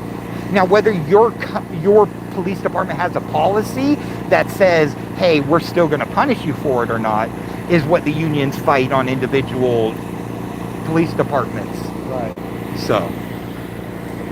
Hold on. Sorry. No. It's a lot to process. I understand. You know, and Wikipedia doesn't. No, we're not doing Wikipedia. No, you have to actually go to the case law and read through page by page. You know, Cornell University or Justia are good for that. So. But why do you think a lot of the police cars no longer say protect and serve, where that used to be the motto? You know, not to mention checkpoints like this didn't become a thing till the 90s.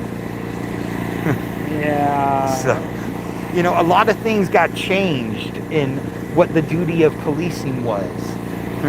Alright, but the 10th Circuit ruled that she had a claim limited procedural rather than substantial due process. And based the decision on mandatory language in the Colorado law on restraining orders, find that this entitled someone protected under restraining order to receive protective services from the police. The court also noted that the failure of the police to attempt to arrest her husband might well have violated the procedural due process rights that are applied under this law. So you see, it's not saying you can't protect people, but it's saying you can't be held responsible if you don't. Due process is not implicated in these circumstances because the holdover restraining order has no constitutionally protected property interest in enforcing it. State law.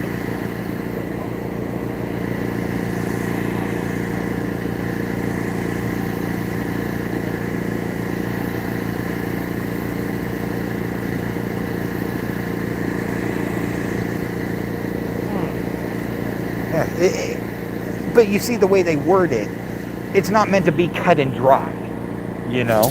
It's not, oh, for sure, this is the case. But it states, because the ambiguity of it, you can't be held responsible. So therefore, it's not in your job description that's it.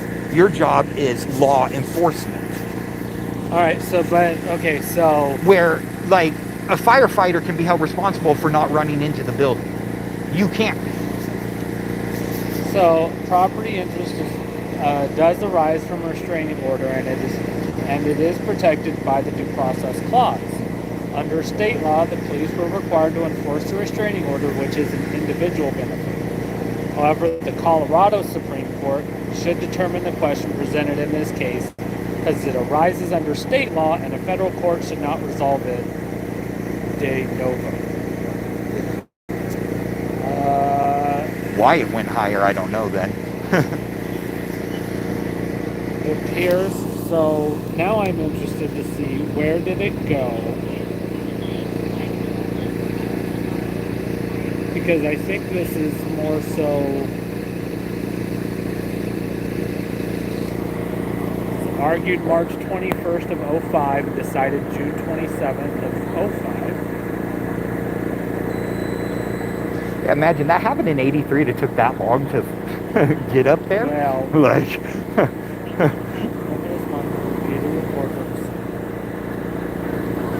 where's the due process in that? Ultimately, the program district granted the town's motion to dismiss.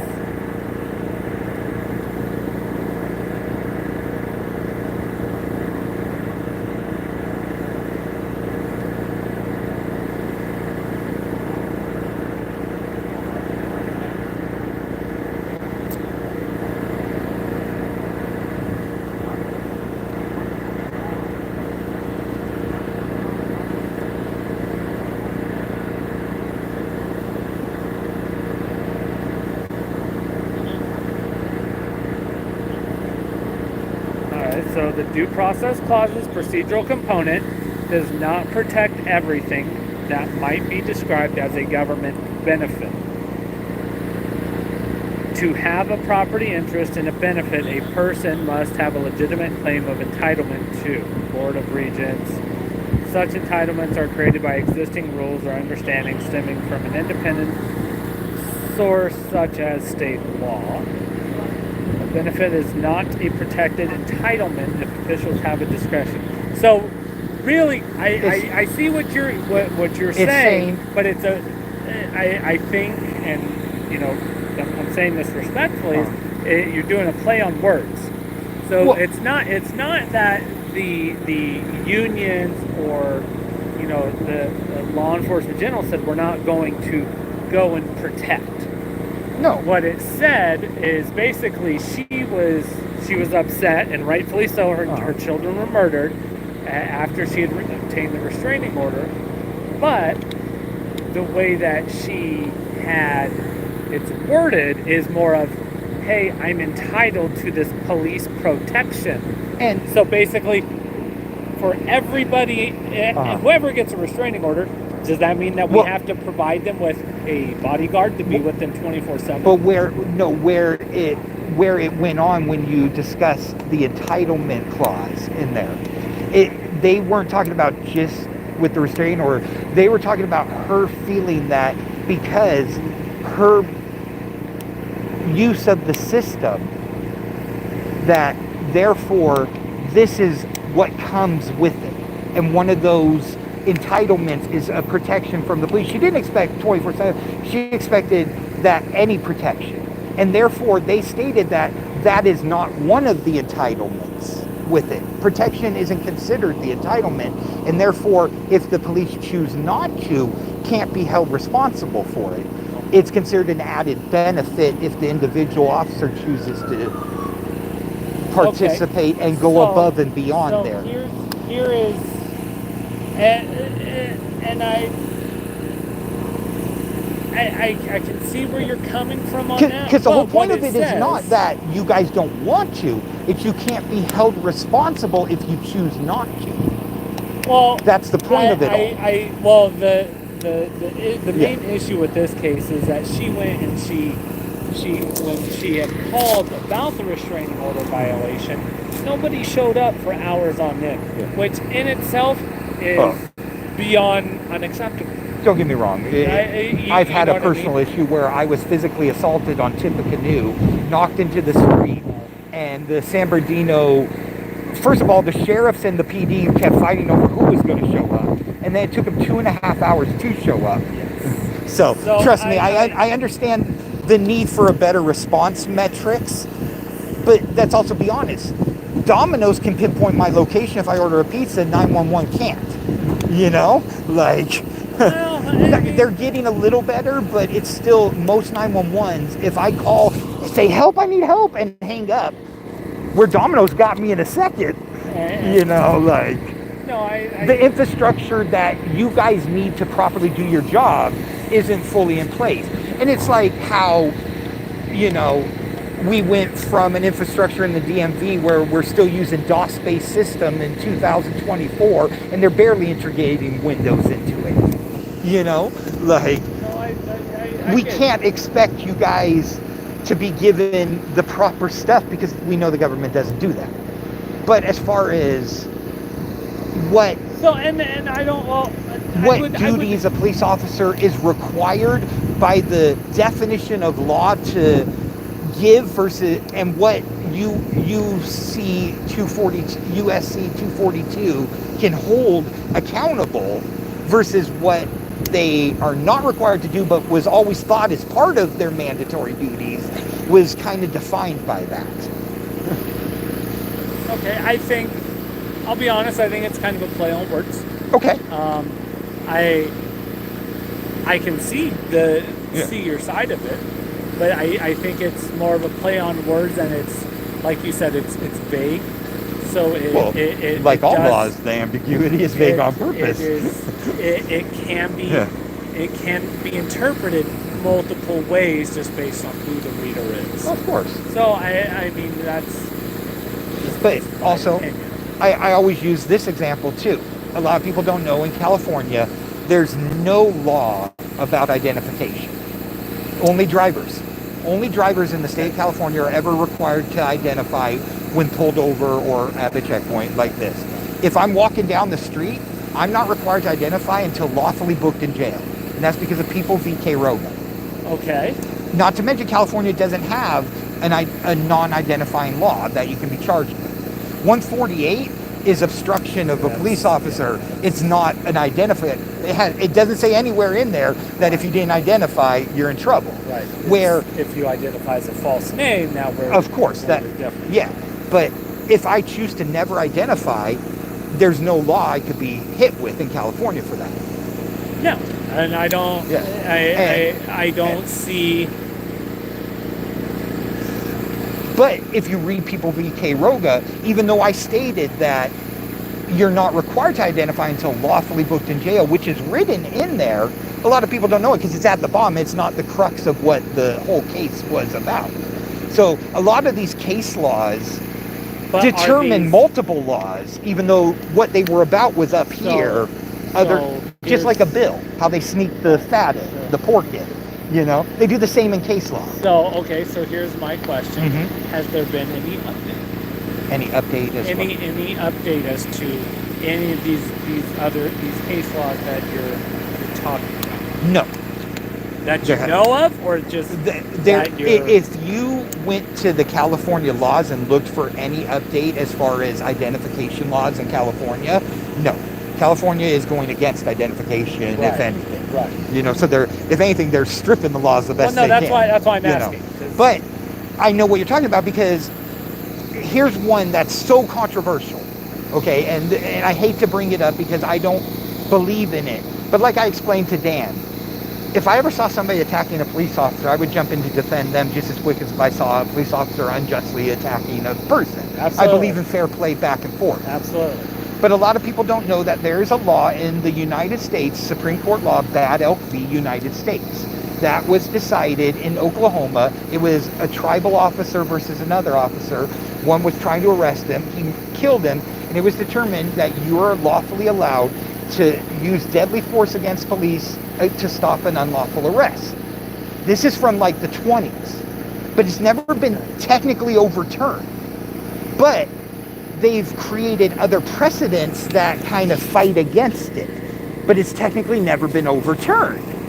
So, but now we have all these laws that say, and don't get me wrong, I'm not. No, I get. You know, I know I'm not justifying it in any way, shape, or form. But it falls under that whole ambiguity of, well, have you seen updates? Well, here's the updates that have come to it. They have never addressed it again, technically. But they've had other instances. So was that case that you're talking about? You said it was a tribal cop and trying to be arrested by another. I don't know if it was Oklahoma PD or like if it was local Tulsa or whatever it was, but it was the case broke down to, do you have the right to use deadly force as self-defense against a police officer to stop an unlawful arrest? So did that go to the Supreme Court and become law of the land, or the Case Supreme law. Court? It became case law. Okay, which isn't. Is it? It's not a codified law, if that makes sense. Okay. Where so California does have a law. It obviously doesn't say you can use up to including death to resist an unlawful arrest. Yeah. But it does say that if you're being unlawfully arrested, you do have the right to. But here comes the ambiguity of it. What is considered unlawful? And so that's where, and that's. That's the whole ambiguity of it. I get the most people who you come into contact with in law enforcement, they're if you have to arrest them, they understand it. And you get those people that you can have them dead to rights on anything. Doesn't matter what it is. Yeah. How little, how small. Nope, wasn't me. I didn't do it. And don't get me wrong. And so then you go to arrest them, and then now they have that for a defense. Yeah. In all actuality, it's essentially lawful because we're whatever it is. However, I mean, as a cop, we're not going to go and property crime. No. So like a guy steals a bag of Doritos from Home Depot. Why would you put your life at risk for it to begin with? I wouldn't know. Just for a stupid job. Let's be real though. So because if somebody's willing to hurt you for a bag of Doritos, is it really, even though your job is to enforce the law, is it really worth your life to say, damn, I should put my life at risk to stop this guy over a bag of Doritos? Okay, so let me, and that comes to the moral versus lawful, No, and I get it. Because in my opinion, your life's worth way more than a bag of Doritos. Well, I would agree with you. I would definitely agree with you. But so say I come up here, we got a call for us after. Guy stealing Doritos, okay? We go to detain him. He chooses to fight with us. Or, escalate things rather than, hey man, we can, we're just trying to keep this small, make this very. Hey, do you have money? Let's pay for the chips. You know what I mean? Of course. And I get the. I've seen it where officer will even pay themselves for the chips. And that's what I'm saying. Yeah. However, I think that also comes to the humanity of the officers involved and stuff. But say the guy jumps into a car and leads me on a wild pursuit, and we're 5 o'clock traffic out here. Am I going to pursue him? Yeah. Why would you? Right. Yeah. Right.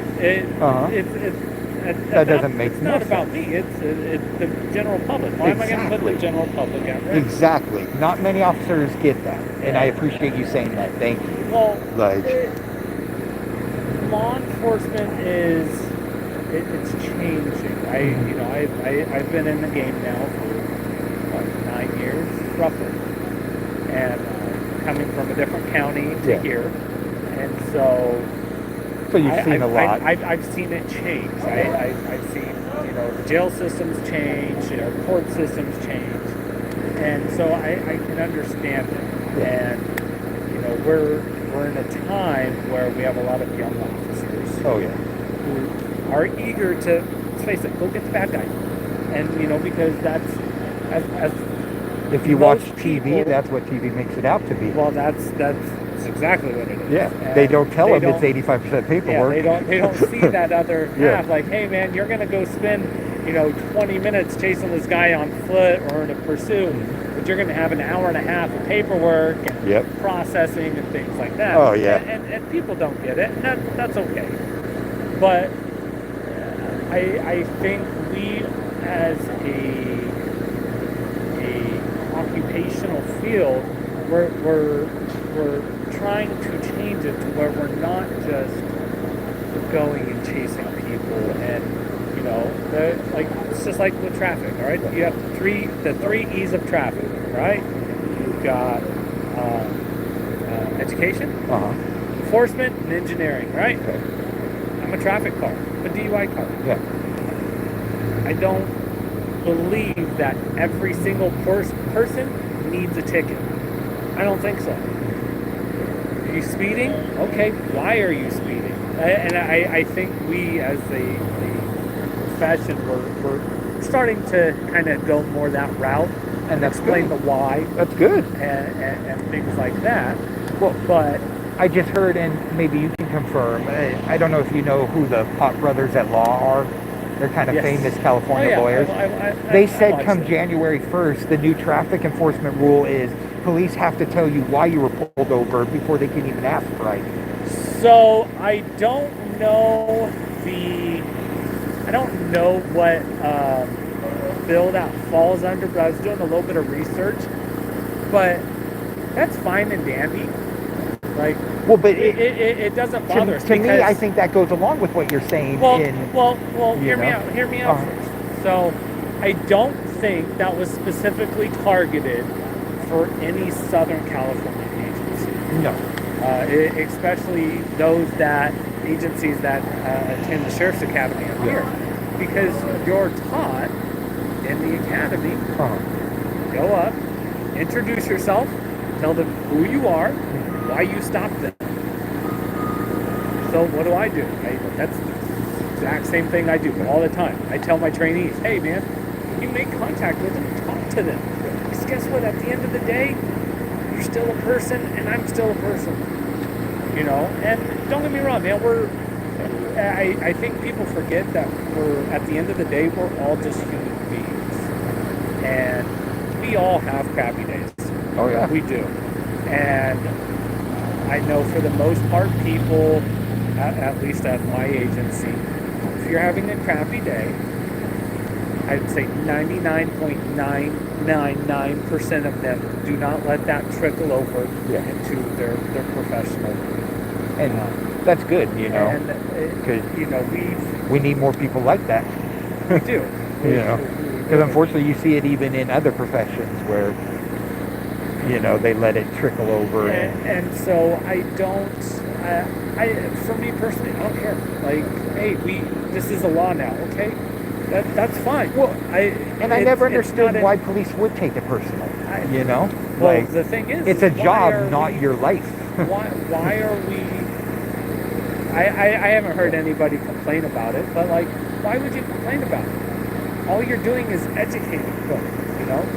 I pull someone over. Hey man, Officer Lopez, Rialto PD. The reason why I stopped you is whatever it was. Yeah. Why are you doing this? Oh man, one of the most common things. I really got to use the bathroom. Where do you live? Oh, I live way over on the east side of San Bernardino. Really? So you're driving at 80 miles an hour down Foothill Boulevard, thinking you're going to make it home in time to not, not just defecate over, yourself? yeah. Like, come on, dude. But you get those people who are like, yeah, man, I messed up. I wasn't paying attention. Of course. Okay, cool. Hey, man, I'm not going to give you a ticket, but you need to slow down. You need to slow down because, hey, this is a heavily traveled road. We have pedestrians who walk all across the road at all hours of the night. Last thing you want to do is run over one. That's the number one thing since coming to the Inland Empire from LA area is pedestrians hit by cars is so high out here, which is so weird because you would think in LA where there's a million people on one little street crossing, you would think it'd be higher out there. No, it's actually very high out here. I think it's because of the open road feeling, people feel they got more distance to make the judgment versus in an area like LA where it's condensed, they don't. Yeah, some people do 80, but there's a lot less doing 80 in downtown LA than there are here on the open roads. Well, I think that's also contributed to it's open, so people are paying less attention. They're more likely to get on their phone. And a lot of these roads here honestly don't have proper sidewalks for the people too. So a lot of pedestrians end up in bad situations. Well, I would say it all depends on where you're at. Obviously. The way I judge it is by when I see school kids walking home from school and they're having to walk on dirt that's literally touching the road, like, and that's how I judge it more than just the random homeless person walking up and down the road. You can't call them homeless. They're unhoused. Okay. So just be politically correct. No, technically you're right, because when you could be considered unhoused, but you can be considered homeless if you're living in somebody else's house that's not your home. So the whole, I understand, but that actually brings me back to the whole unlawful versus illegal. A lot of people mix those two terms up, because the definition of lawful is whether or not it goes against the Constitution. The definition of legal is whether a code is written about it locally. Okay, so what's the difference between the U.S. Constitution and the California Constitution? Well, the U.S. Constitution is the guideline that can't be, what's the term? Not overdone, but like you can't go above and beyond what it states. So where the Constitution states you can't regulate free speech, a state can't then in turn in their Constitution say, well, unless it's this, this, or this. However, they can't say, but they get even more free speech. They can go... So you're saying the U.S. Constitution has the bare minimum, states can basically add to that minimum? No, they cannot add to it as far as punishment. No. They can free up more rules. Right, that's what I mean. Gotcha. Okay, I see what you're saying. So with that, the states can't make something unconstitutional law. Why do you think it all comes down to whether it's constitutional or not? Okay. Which a lot of people don't. This is still debated as far as what people believe, because obviously we run into the whole who's your creator and all that now with the freedom of religion. But in the Constitution, it states your rights are unalienable, which means they come from the creator and cannot be controlled by man, given away, signed away, or any of that. Okay. So with that, to create a law that goes against the Constitution is going against your creator giver. I say creator. I'm a Christian. I believe in God, but a lot of people don't. I know what you mean. So by going against that, they're stating you're going against the creator's laws for all humans. Because the Constitution's meant as a general, I mean, let's be realistic. If they had the UN back then, it would have been a worldwide Constitution versus just a U.S. Constitution. Okay. So it's meant as general human rights. You can't stifle human rights through laws and regulations. You can take care of other things that are not handled under that. Like, no human has the right to take another's life. Nowhere in the Constitution does it say you have the right to kill someone. Nowhere in the Constitution does it say you have the right to take somebody else's property for your own gain, unless we start getting into the whole eminent domain and all that, but that's, more semantics. But when it comes down to it, is the federal government then, through the Constitution, the controller of everything? No. They're supposed to be there to protect us from other governments, not to deal with us. They're not there to control the population. They're there to protect the population from other governments and outside entities. Inside, we're supposed to deal with ourselves.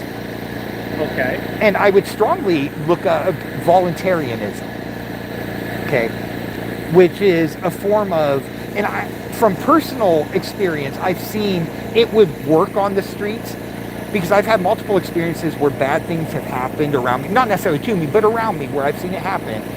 And 9 out of 10 of the people will go in and help.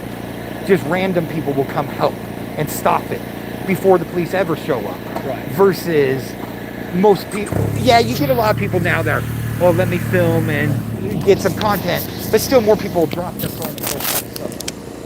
So you're talking about, like you said, 90% of the population don't commit the crime detection. That's who's going to help. If 90% of the people are good and willing to help out in scenarios, do we really need intervention for all the rest just to try to keep the 10% in line? Okay. Couldn't So, the 90% better control the 10%? the problem is with that 90%, it always, and this kind of just goes with how society is somebody in that 90% is going to want to get it. Well, no, that's in the, because realistically, statistics have come out where it's shown 85% of the world are followers. They'll just go along for the ride. Out of that, the remaining 15%, 10% want control. Okay. And the other 5% are saying here, hey, look what's going on over here. Hey, see the bad stuff this 10%'s doing? So with that, the 85%, it's not that one or two are going to want, no, they just don't give a fuck, and they'll let the 10% do it because they don't want to be involved. They don't want to do it. And so it's 10% versus 5% ultimately, because the rest just want to live their life and be ignored and pretend like they don't exist. Just get by. Yeah. Okay. So we're really, because if you broke down actual crime, when you're talking rapists, people that kill people, violent, even theft, actual crimes, theft, stuff like that, you're talking about maybe 3% of the population at most. Okay. That's less than about 500,000 people out of 7 billion. 3% of 7 billion is about 500,000. Okay. Like, that's not a high number. So realistically, the rest come, those little